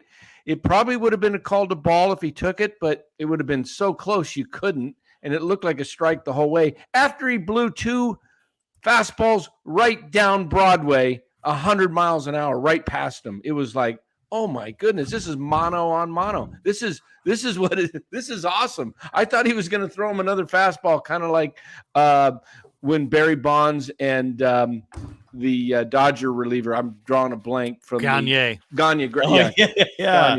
When roids Gagne, on roids. Yeah, when they were both on roids, it's like, okay, I'm throwing you nothing but fastballs. I thought maybe that might be the situation, and then he threw that slider, and it was like, that ain't even fair. That ain't fair. Right, so if we're going GOAT, hockey GOAT, Gretzky, everybody in agreement? Yep. Although some old school people will say Bobby Orr, right? I mean, some people will make that argument. Or hey, you can go with whoever you want. Go with Guy Lafleur for all I care. Guy Lafleur. Basketball GOAT. I'm going Jordan. Do we all Jordan. agree? Jordan. No debate. Baseball GOAT. Who Willie we going Mays. with? I'm going Willie Mays. Willie Mays. Babe Ruth. Babe Ruth. I'm going Willie Mays. Willie Mays. I'm gonna, out of respect because I saw it. I saw the interview. I don't know if I ever told you guys this. When I first got involved in sports radio in the 90s, before I ever did even a minute on KMBR, I had a chance on Sports Byline USA to interview the great Buck O'Neil, who is one of the great Negro League stars of the last century. And Buck O'Neil was an incredible historian of the game, and he was very fair-minded. Like, despite the fact that he could have been bitter, he really wasn't bitter. He wasn't like, Josh Gibson was better than Babe Ruth. He easily could have been. He wasn't. But when it came time to the greatest player of all time, he acknowledged Mays and then said Oscar Charleston in the Negro Leagues was better than Mays. Wow. This is a guy who saw Mays and saw Charleston. Now, I'm not going to put Ruth up there for many reasons. But when a guy who saw both doesn't hesitate and says Oscar Charleston was the best, he said Willie Mays was the best Major League Baseball player he's ever seen, but Oscar Charleston was the greatest player he'd ever seen. So I'm going to go with Buck O'Neil, and I'm going to go Oscar Charleston, despite the fact I've never seen him play. And I don't know that there's footage. I would guess there's not. Well, and just to play off that, like, for example, Golden State 49ers, I'm sure playfully he's ripping on us, calling us old heads, and the GOAT is Braun. But it leads to a point, which is that almost anyone who says Braun is the greatest player ever is not old enough to have watched Jordan. Right. But so it takes a lot of audacity to have that strong of an opinion when you lack the perspective to have seen the other person in this argument. For all of us, quote unquote, old heads who watched both, I mean, Jordan's greatness was so ridiculously dominant. You just never had any doubt when he played that his team was going to win. He always had control. There's a Hall of Fame difference between the two. If you just took what Jordan did, put it down on paper, take what LeBron did, put it down on paper, subtract what LeBron did from what Jordan did, there's another Hall of Fame career in the balance. Correct. So let's give her the one that really, and I've talked to Fitz about this, and granted, Fitz is from Chicago, so you got to factor that in. But he says, "Hey, look," and I think Fitz is really, really brilliant basketball guy. Love I'm Fitz. quoting him here. And for those of you saying who's Fitz, Bob Fitzgerald is the voice of the Warriors, has been for decades. He says that LeBron has two NBA first team all defense. Jordan has like 9 NBA first team all defense. 9. So 7. The difference is he's got 7 more. Come on, man. Come on. Yo, I'm telling you, I gotta tell you a quick story. I actually played against Jordan, and I'd never, dude. Where? At Stanford. We played in a tournament, and really. Yeah. And you played against Michael Jordan. Who did you have to guard? God damn, Doherty, the white guy, or Perkins? I guarded Brad Doherty. Brad Doherty. Okay. Yeah. Wow. Bravo, man. Bravo. So check this. So we had this guy on our team named Jerry Hobby, who was he's been a lifelong college coach, assistant coach at University of Washington now. And what he would do, he would let guys go by him and then go behind their head and swipe the ball, right? So he did that to Jordan, right? And I'm like a freshman. I'm like, holy shit. So Jordan goes back and steals the ball. And it's just he and I, right? And my little brother family had came out and watched the game and stuff, and he stuck his tongue out, and I was like, "Oh my God, this guy's just trying to dunk on me." So, in my moment of wisdom, he made a move to me. I just stuck my arm out and just fouled him and put him on the free throw line. I was like, "You'll get 2 free throws, but you're not going to dunk on me." I've never seen anybody when he went up for a rebound, his whole elbow was over the rim. And I mean, it was unbelievable. He owned every spot on the court. And he was a killer. Yeah. I mean, you can't convince me that LeBron is a killer. LeBron is a humanitarian. Jordan would cut he would cut your tongue out. I'll give anyone who loves LeBron and makes the argument that he's the best all around player. I could buy into that. Just because, again, at 6'8", he's built like a truck. I mean, he's the best they've seen. I get it. He's the best that they've seen. But there's something about if you're really invested, when somebody's the best that you've seen, you want to feel like you've watched the best. And we all like to feel like we progress through society so that today's better than yesterday, and tomorrow's better than today. And we do kind of intellectually understand that humans do get bigger, stronger, faster, better over time.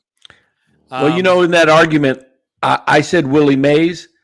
I didn't see Willie Mays in his prime in the mid 60s when he was at the top of his game. Mid 50s might have been.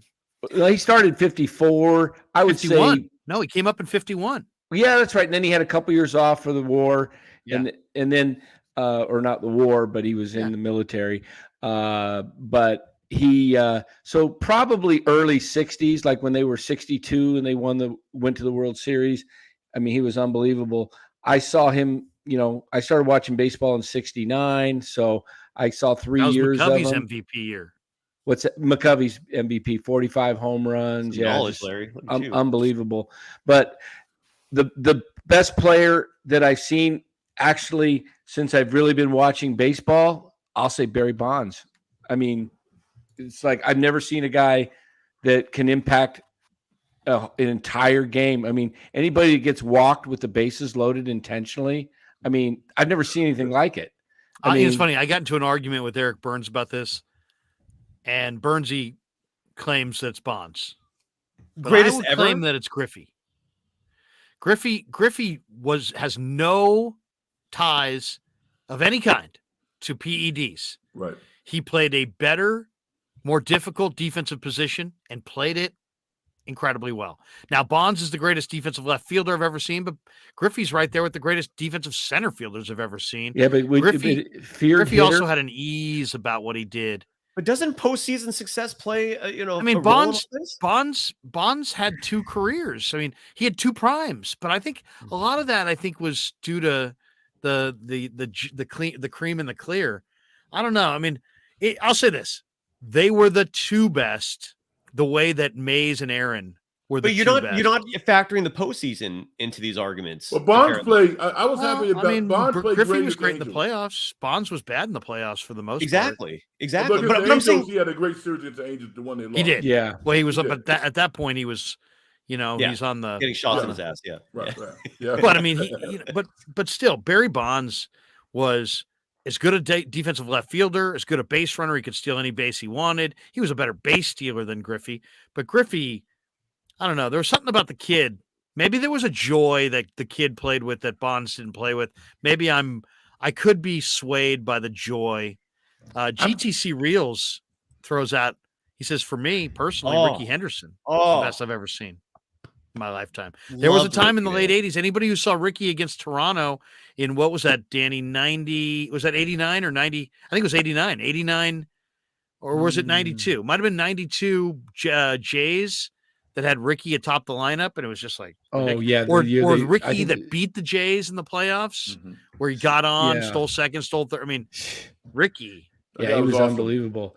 19 in the major leagues. Imagine what Ricky would do this year in his prime. I think he'd steal 150 bases because you can only throw over twice, and then the bases are bigger.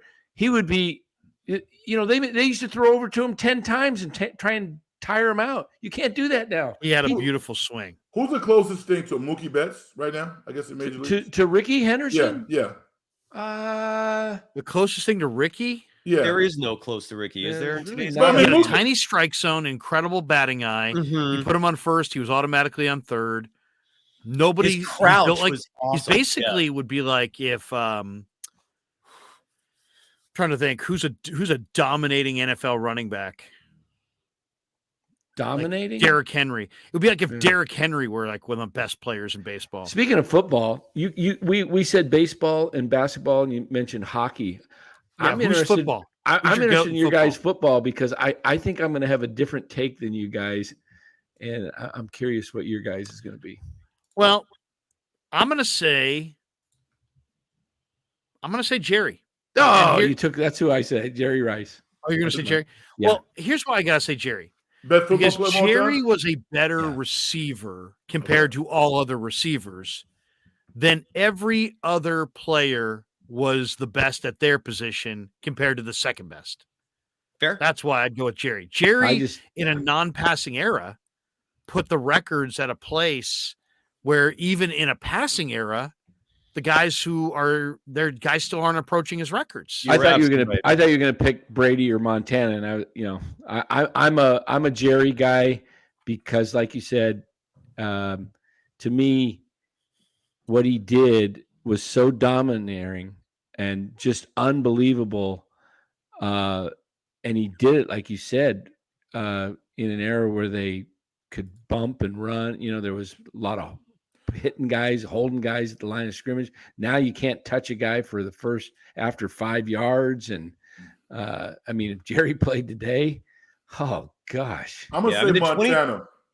He had 22 touchdowns in a shortened season, where he played 12 games. He scored 22 touchdowns, and Rice kept it going with the Raiders. That was like the exclamation point on his all-time greatness. I do agree. You going Montana over Brady? I am. Red? And I'm going to tell you why. Super Bowls. Well, Super Bowls, but Brady Montana, the performance. Rarely did you ever see Joe Montana look at a referee and complain after he just got his clock cleaned. He never did that. He just got up. He had multiple surgeries in a controlled offensive era. And, a lot of stuff that Pat Mahomes does, Joe Montana was doing that. There's nobody who was more clutch than Joe Montana. And let's go back to no one, Frank. Let's go back to the fumble. All right. I know it's old history, but before you win 6 or 7 Super Bowls, how many you won? 7? Brady got 7. Brady got 7. Yeah. You got to win first. You got to win one first. And you know what? I love Brady, respect them all. But does anybody believe that was not a fumble? When Charles Woodson blocked him? That was a total fumble. Come on. You talking about the tuck rule? Yeah. Tuck rule. Yeah. That was a total fumble. I'll say there's 3 guys. There's 3 guys that when I think of the greatest, I do think of these 3 guys. But beyond, I could go with Joe. I could go with Jerry. And I am going with Jerry. But I do think of Jim Brown, the incredible career that he had. Mm-hmm. I do think of Bo Jackson because Bo Jackson What a was shame. maybe the greatest athlete of our lifetime. Yeah, what a shame. Jeez. And the other guy that I can't help but think about, there's really a couple guys, but Barry Sanders, partially because he retired early and we never really saw his decline. The other is Earl Campbell. Oh my God. Earl Campbell. My God. I think of power backs today. Derrick Henry's the best power back today. Derrick Henry is a finesse tiptoe guy compared to Earl Campbell. Earl Who'd Campbell. you love to watch run? Which running back did you? I love Dickerson. Yeah, I was gonna say, gosh, Larry, you're stealing my. I love thunder. Dickerson, man. You're stealing all my thunder, man. I was just Eric Dickerson. Man. I love the Walter Payton too, but where'd he go to college? Eric Dickerson. SMU. You got it. Man, stump Greg Larry. Man, stumping Larry. Larry is the sports encyclopedia. I think he reads the encyclopedia from 2 to 4 a.m. But Earl Campbell. Earl Campbell. Oh gosh. Houston I don't Oilers. even know. I don't imagine. It's kind of like people talk about rebounders and comparing him to Dennis Rodman or something. It's like there was Rodman and everybody else. There was like Earl and everybody else. I mean, I think maybe one of the greatest power backs in the last 25 years is Jerome Bettis. Jerome Bettis is nothing compared to Earl. Nothing. All right, We wasn't here's even another close. Right. Best college football player that was an NFL bust. Who? I'm You just, asked the question? yeah. Gino Toretta. That's I'll give you one. Kenneth Sims from Texas, who was just a ridiculous defensive tackle in college. How about Tim Tebow? Yeah, Tebow. But I think a lot of people knew he was going to be his game wasn't going to translate. Yeah. Like I would But think he it'd be was someone so- who's picked like number 1, right? Like a number 1 pick who just was a bust. Oh, Carson that would Taylor be. says, you guys are how all being about very the- biased. Tom is the best. How about the QB? We're in San Francisco. Jamarcus Russell and Ryan Leaf. Russell was a number 1 overall pick, and I think Leaf was 2 behind Manning, right? Yes. Total. GTC Real bust. says Tony Mandrich, biggest bust. Tom Pierce says Purple Drank. That is Jamarcus. We got this one from Graves. Would you let Earl Campbell run over you for $1 million? We used to have that debate about Mike Tyson. Would you let Tyson tee your ass for $1 million? No, because I wouldn't collect the million. I'd Right, be dead. You'd be brain damage. Now, I'd be dead. Know what that makes you think of? Remember the guy who let the linebacker from Green Bay run him over at Lake Tahoe during the golf tournament? Yeah, it was a linebacker. I can't think of the one for Green Bay. What year? Well, it's probably within the last 7, 8, 9 years. But there was some fan who was just at the golf tournament said, "I just want you to run me over." Oh, I think it was AJ Hawk. Eddie Yeah, K. yeah, exactly. AJ Hawk, who's on with Pat McAfee. Yeah. Hey, could you guys ever see the NFL in our lifetime having the quarterback have flags on him? No. What? I hope He's saying like literally you can't hit the quarterback. Will there be a rule change in our lifetime to protect the No. quarterback to the point where you literally cannot? I mean, we hit the had quarterback? flag football this year in the Pro Bowl.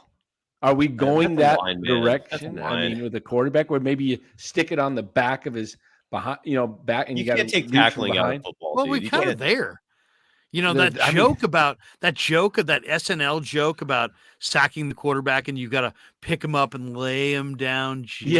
the pillow. Like pillows. I mean, it's Right, really right. like that. I mean, we're getting close. I mean, we're very how many close. calls did the calls that they say the defensive guy put his weight on? Do you know if that is an unnatural move for a defensive lineman to try and brace his weight coming off, because he could get easily hurt because he can blow his shoulder out or a knee, because you're trying to break a natural movement in while you've already left your feet, and they're giving these guys, oh, he landed on him. You can't help but land on a guy if you tackle him. Hey, we're gonna jet because we're 2.5 hours in and it's 10:30. We're gonna jet, but let me just hit these are the comments that I have starred. I'll run them down quick for you. Just a few. We got this one. Sid Day, man, I watched Jared Vanderbilt on the Lakers, and I wonder why he isn't playing for us. Don't start on that, please. Let's move on. Yeah, thank Sid you. Day, Carson wait a minute. Taylor. Go back to that comment. Was that what was his name? Sid Day. Is that a Sid. takeoff of Sidney Bay? Sadiq Is that his Bey. real name? Yeah. Carson Taylor says, Larry, how do you all feel about Patrick Baldwin Jr. and how do you think he contributes in the future? Feel I good. love Same. Patrick Baldwin Jr. I think he's got a beautiful looking shot.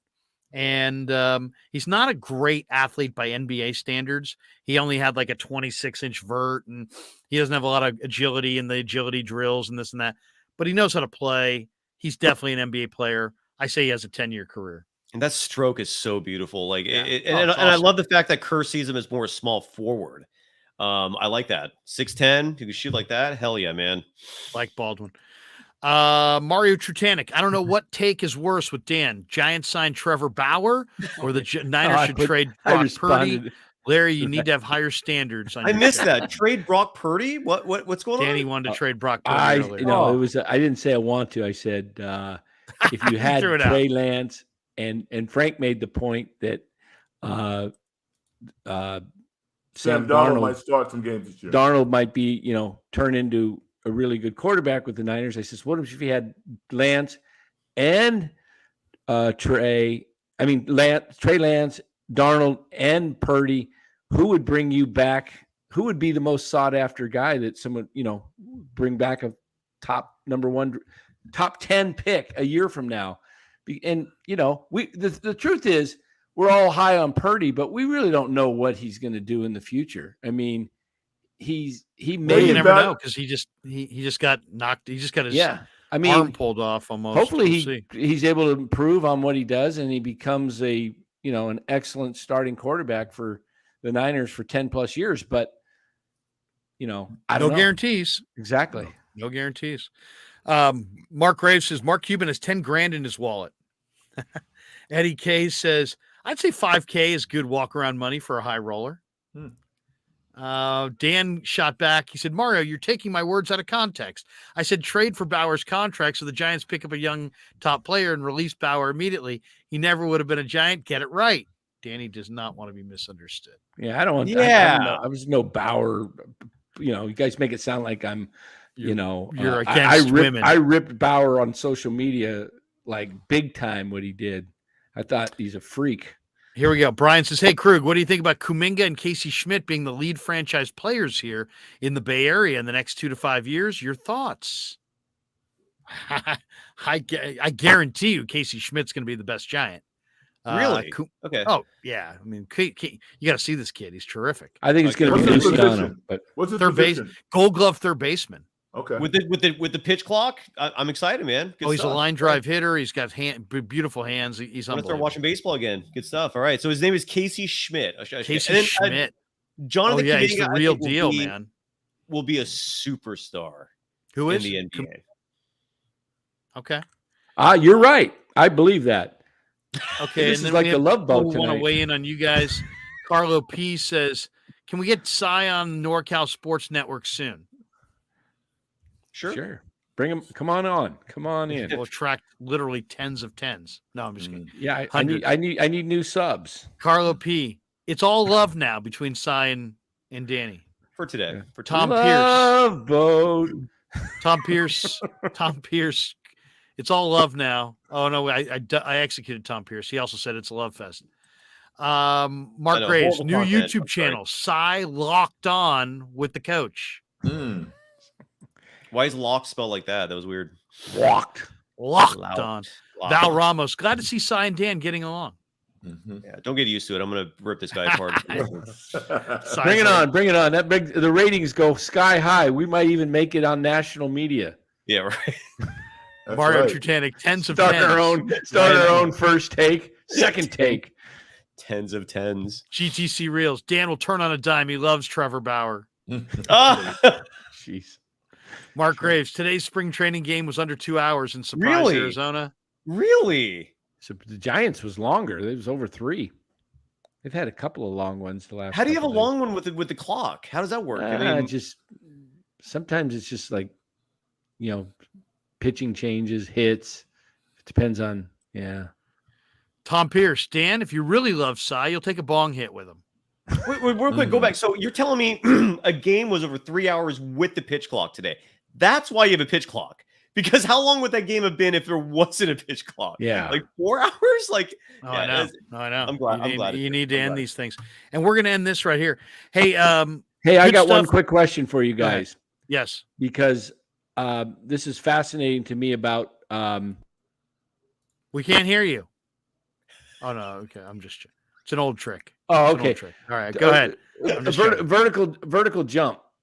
Who do you think has because I always look at athletes. The highest vertical out of the 4 of us, probably Red, but then Cy, then me, then you. Oh, come on, Larry. I'd dunk on your ass. Oh, come on. I would. We played on the 8-foot hoops. If we played on the 8-foot hoops, women neighbor, that little old lady neighbor of yours could probably dunk on you. No, I would come in over you, and you'd be like groundhog. I just put it right over your. Yeah, I used to play on the 8-foot hoops. Show me that hand. You need 2 hands to jam.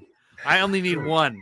I'd swat it, man. Yeah, I'll show you. I should bring up the picture of me in my sophomore year going up. I got the ball right at the rim, right, going up on a layup. I'll have to pull that one up. We'll take your word for it. But no, vertical jump. I'm curious because I watch some guys, like Looney. He doesn't get off the ground. I mean, guys like Wiggins can jump. Obviously, Kuminga. I mean, DiVincenzo really jumps pretty well too. But John, the highest vertical jump when I was growing up was David Thompson, North Carolina State. It was at 44 inches. What do you think? Yeah, but I think Dr. Duncanstein, Daryl Griffith went 46. Wait, you know who's a crazy leaper now in the league? Who? It's the Knicks big man, Jericho Sims. Oh yeah. Has like 48-inch vert. And Michael Jordan had a 48. He literally could bump his head on the rim. Jericho Sims is one of the greatest leapers of any big man I've ever seen. Interesting. Guy Santos increased his vertical by 3 inches just this year. Who did? Guy Santos, the forward for the Warriors down in Santa Cruz. The G League guy. Yeah, he's in the G League. Yeah, I don't know. Right? Yeah, he's a swing man. I don't know. Yeah, exactly. From Brazil. He might be a star for the Warriors someday. That kid has talent. And he's a big dude. He's got a beautiful shot. And he does. Yeah. Kevin F says Mac McClung. All right, that's going to do it. Hey, good stuff, guys. Thanks for jumping in. Let's promote everybody's channel. Dan's channel, of course, is NorCal Sports Network. Danny, you got anything cooking on the channel? NorCal Sports Network. Look at that. Laying it in high school. Wow. Look at that. Those are some short shorts. Yeah, that's back in the day, huh? Do I see a knee pad? That's me. Yeah. Let me see. What is that? No, that's not a knee pad. What is that? I don't know. Look at Danny. Yeah, that was my sophomore year. Is that an afro? Like what's that stuff over your? What's that stuff on top of your head? Huh? I had a full head of hair. Dang. Yeah. So it looks like a perm though. It's all like. Was it a perm? No, it just was big. But look at that. Look at that. And why do you have that on your phone? Like how it was just you have that prepared for people just to anytime you're walking around. I play basketball. Excuse me. Yes. I don't know. I've got like 10,000 pictures in my phone, and I just it was funny when I was going. Don't be like Draymond Green and accidentally send pictures to people. Oh gosh, that's awful. I don't take those kind of pictures though. No, I'm not doing that. Be like Draymond. Be like Brett Favre. Come on. All right, folks. I'm out, man. Yeah. All right, Red. All right, Frank. Good seeing you, man. Yeah. I used to. It was fun, but I used to. Surprisingly, my senior year, I could actually dunk a basketball. Wow. Yeah, it was difficult because I don't have big hands, like Larry says. But how tall are you? Yeah, 5'11". Wow, you can dunk at 5'11". 5'11". Yeah, jam. I could jump pretty good. I didn't have a very good shot though. I'm 6'2". The only thing I could ever jam in high school was a tennis ball at practice. I used to jam a tennis ball. You're 6'2"? Yeah, 6'2". Dan is so shocked at that, Larry. Apparently, you don't. We've met like 3 times. Well, whenever I guess I don't really notice because I'm almost 6 feet, so I don't really. But when I notice somebody was like on you when someone's like 6'4", 6'5", I notice they're tall. But Mark Graves said, "Danny, did you miss that shot?" No, it's a layup. Kidding me? Mario says Dan's pulling an Al Bundy. I like that. Ron says Dan is Al Bundy. I need to watch more Married with Children. Great. Yeah, the funny part is when I did in the Giants clubhouse when I went to Brandon Crawford and then Mania, I said, "Hey, you guys are young. I'm 61." I said, "Do you have any fear when you get my age to looking like this?" Crawford's like cracking up, and he said, "Yeah, didn't he?" Yeah, he says, "Actually, he thought about it or something." Actually, I do. When I take a shower, hair clumps are starting to come out. Oh no, clumps! Well, not clumps, but hair coming out. But I think he might be a little thin, starting to thin up there. But is he really? Who's that? Brandon Crawford. Crawford just maybe just a little bit, not much, but he's got nice. You don't see him He's got nice hair though. He does. Kyle I talked to him McKiernan says, today. I've stood next to Larry a few times. I'm 6'2" as well. There you Well, go. there you go.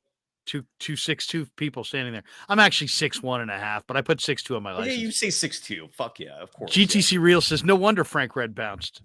Rob C says, later, guys. Great show. Mark Graves, next week, Dan will be 6'1". Yeah, right. Yeah, and I did reverse jams too. Yeah. Eddie says, a bald man would when other men are in trouble. Yeah. Not sure what that even means. Tyler Choi says, where's Rye? Speaking of tall men. Yeah, Rye's 6'5", isn't he? Jeez, He's tall. Yeah, that's crazy. That is tall. Only thing I could dunk was a chicken McNugget. I want a chicken McNugget right now. I'm hungry. Ooh, seriously. God damn it! All right, guys. Danny, have a great night. When are you? What are you doing next? When are you streaming next? When are you on next? What are you doing next? I may stream tomorrow night. I'm gonna meet up with Blake Sable tomorrow. After Blake Sable had a hit today, or a couple of hits. Two right? hits. Raised his average to 361. He's a lock. He'll be on the team. Talked to Piscotti today. That was nice. I like Stephen Piscotti. I hope he makes it. I hope so too. Yeah. So I may be doing a stream here tomorrow, I think. Yeah. Okay. Tomorrow night? Yeah. Okay. You want to come on? NorCal Sports Network. Yeah, I can come on tomorrow night. I'm tomorrow on our channel here. I'm doing an interview with Ryan Hensley at 11 a.m. on the Niners. And then Jesse Naylor is on tomorrow night at 6. But I could do something after that. Yeah, it'd probably be about 7:38. Yeah, absolutely. Cy, locked on. Are you going to be locked on tomorrow? And what are you locking on?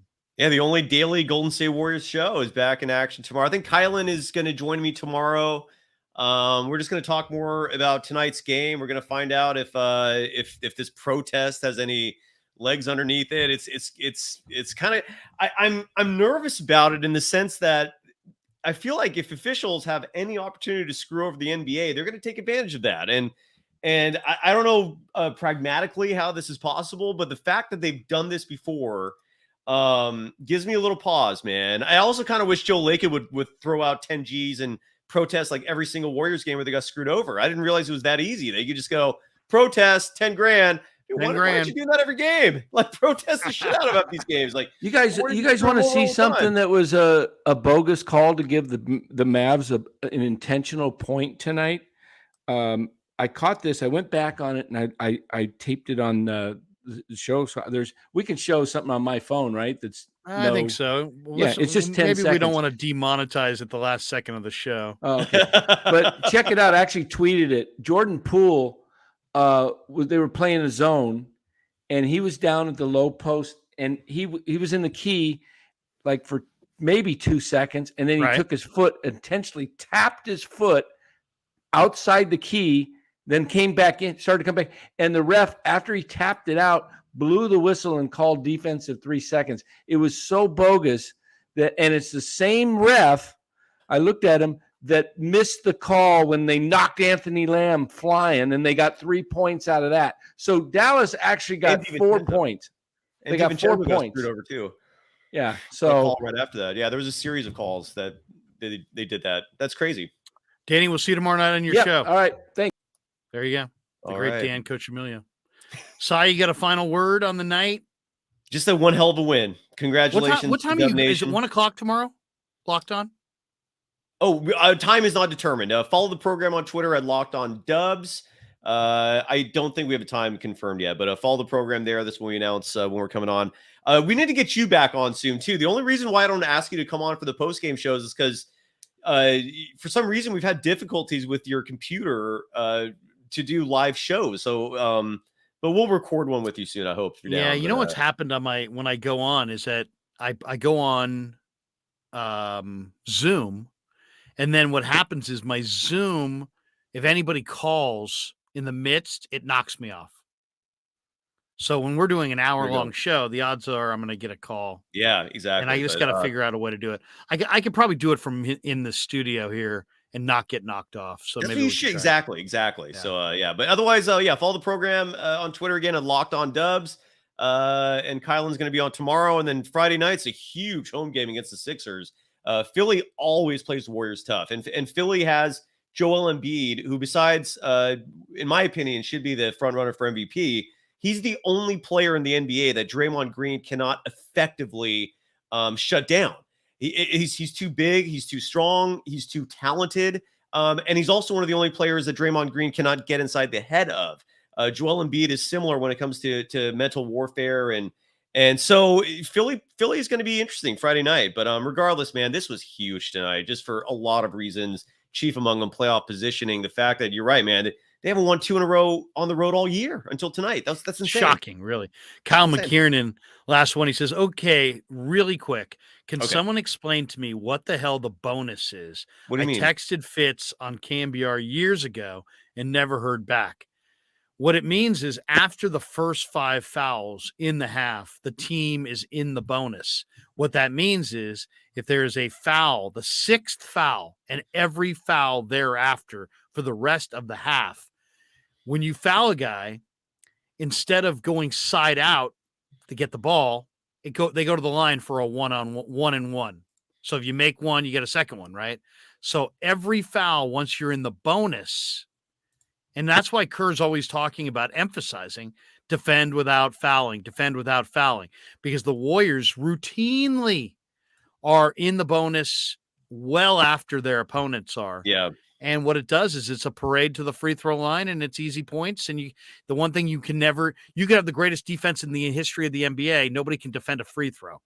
So you don't want to foul. You don't want to defend and foul. You want to defend without fouling. And if you do foul, you get 5 of them. Once you get that 6th foul, you're in the bonus. They're going to the line for 1 plus the penalty. And the rules are different in college, where they have like one and ones, right? Where if you miss your first free throw, it's a live ball. So the bonus even there is a little different, right? Is that still the case? I don't watch college ball as much anymore, but that used to be what's going on. Well, and also there's 5 fouls that foul out in the college game. I believe it's Correct. 6 in Correct. the NBA, right? 6. Correct. Exactly. 6. Good call. All right, brother. Good stuff. Have Love a you, great man. night. You too. Cyrus Satsas, Locked On Warriors. He is phenomenal. All right. Great stuff tonight. Don't forget that we are brought to you by Pig and a Pickle. Check them out online, pigandapickle.com. They're at 341 Corte Madera Town Center in Marin County. They're open 7 days a week in Marin from 11 a.m. to 8 p.m. They're also open Wednesday through Sunday in Emeryville. If you're like me and you live out in the East Bay and you still want killer barbecue, check out Pig and a Pickle in Emeryville. It's all great. The brisket, the pulled pork, the baby back ribs, the chicken, the house-made sausage links. It's incredible. The beef brisket chili, the collard greens, the kettle tallow chips, the potato salad is particularly good. They have a catering menu, craft beers, kids menu, family meals, salads, sandwiches. Check them out. My mouth is watering. Check out Pig and a Pickle, the best barbecue in all of Northern California. And if you're not in Northern California, next time you're in Northern California, stop by. And if you don't know what the restaurant looks like, it looks like this.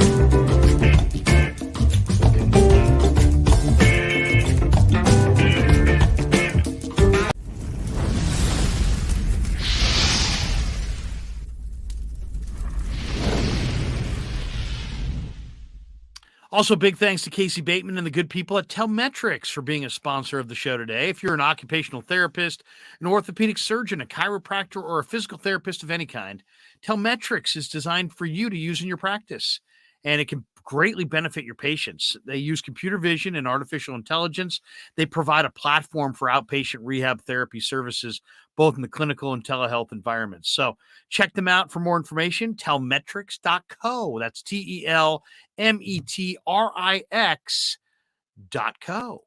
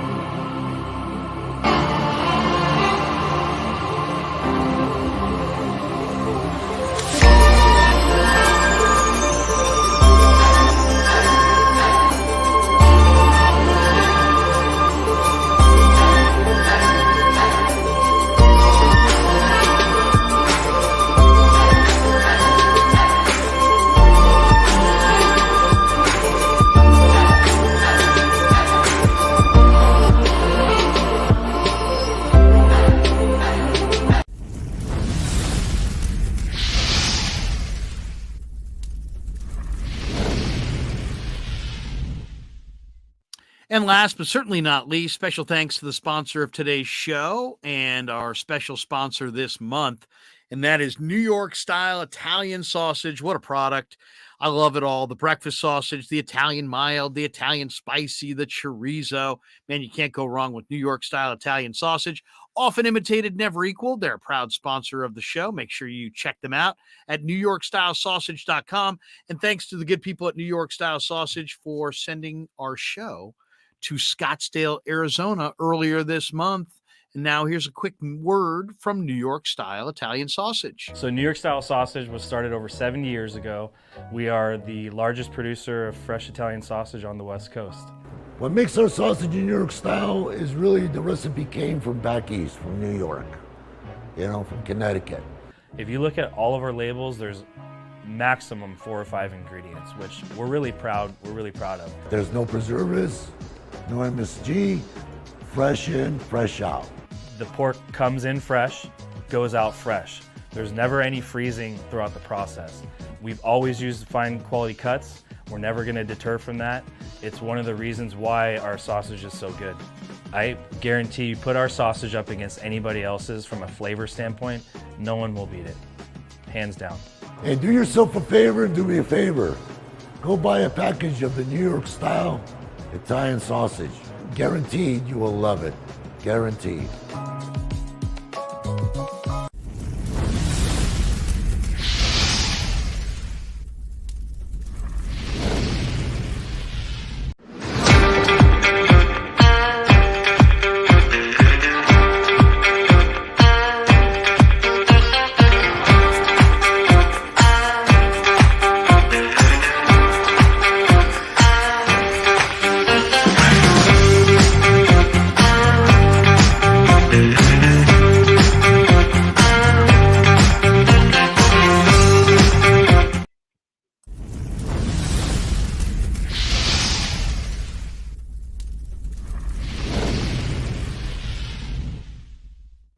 All right, coming down the home stretch, we have 15,689 subs, inching closer towards 16,000. So if you're in the chat, you've yet to hit like and subscribe, please hit like. That helps the algorithm, help more people find the show.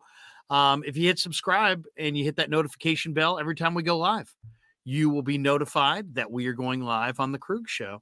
And then we also have channel members paying $4.99 a month. If you'd like to be a channel member, please do.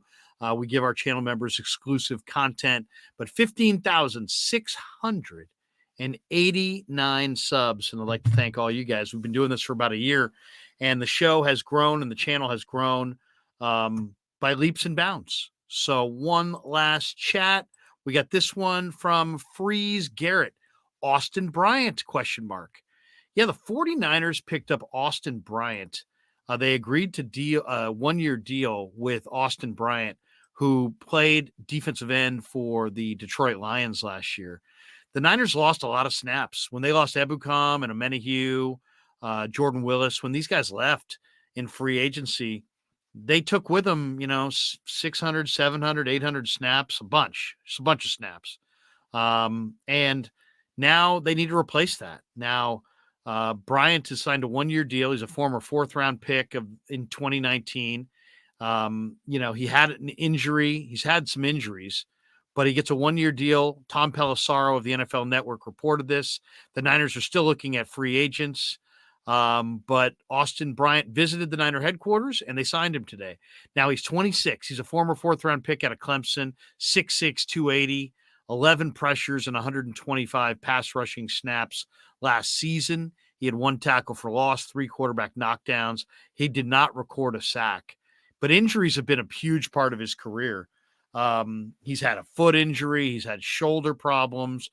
He had a pectoral injury. He spent some time on the PUP and the IR list. So, he's a guy who's had some injuries, but he definitely has some ability. He played 207 snaps in 9 games last year with the Lions. Missed time in 2021 with a shoulder sprain. But, I don't think he's Ebukam. I don't think he's Amenahue. I don't think he's Jordan Willis. But, as far as the one thing I do trust, Chris Kocherik knows what kinds of players he needs. And he obviously knows him. He knows Kerry Hyder. Hyder's stepped in. He's played really well. So I'll defer to Chris.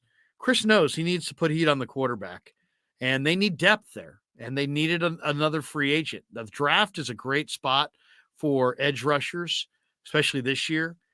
But realistically, it's a technique rich position, and it's really difficult to get rookies to step right in and make an impact. So I like the signing. It gives good depth at that position, but they still need to hit that position, hard come draft time. Couple last ones. Hendricks, does this mean no more edge rushers through free agency? Possibly. Really depends on what they plan on spending. I would love to see them go after a Leonard Floyd, a Ngakwe, Frank Clark, somebody of that ilk. But it's possible they may lean on the draft from here on out to replace the guys on the edge. But I'd like to think that they're going to add a more significant edge rusher with a little bit more pedigree than Austin Bryant. But I still like the pickup. Mark Graves says depth can't hurt. Absolutely. Hopper, I still think we sign another edge rusher after the draft. I agree. There's a bunch out there. Chardal says, I want to try New York style Italian sausage. Yeah.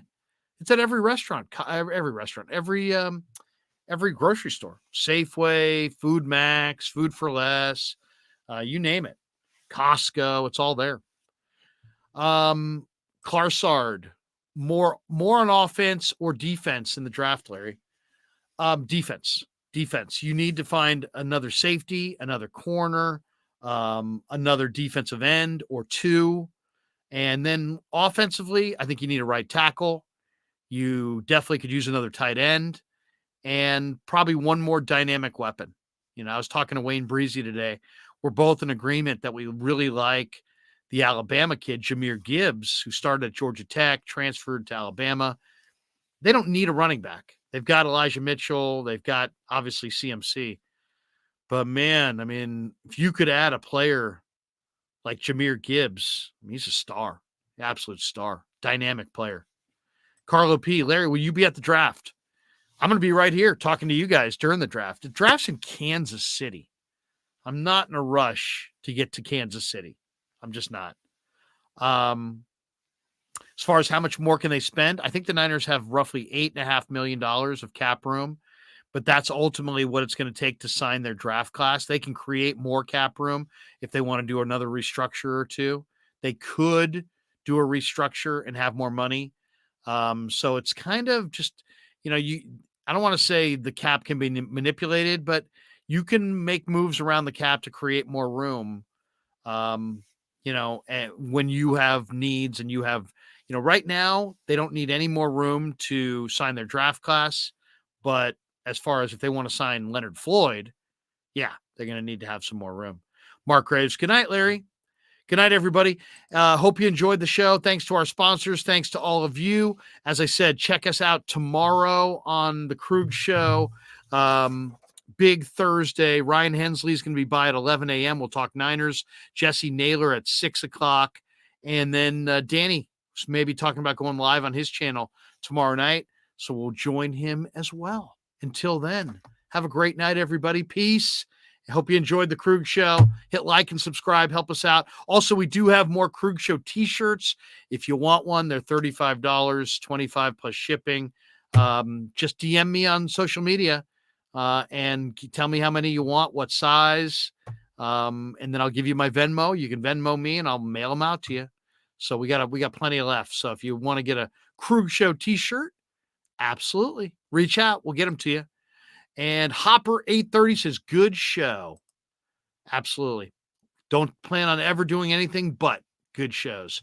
Until then, we're out. Yeah, never met a man I've been scared of. Careful, you gon' get exactly what you asked for. Here for whatever you bring me, getting handled. I answer to no one, I don't need to hassle. Yeah.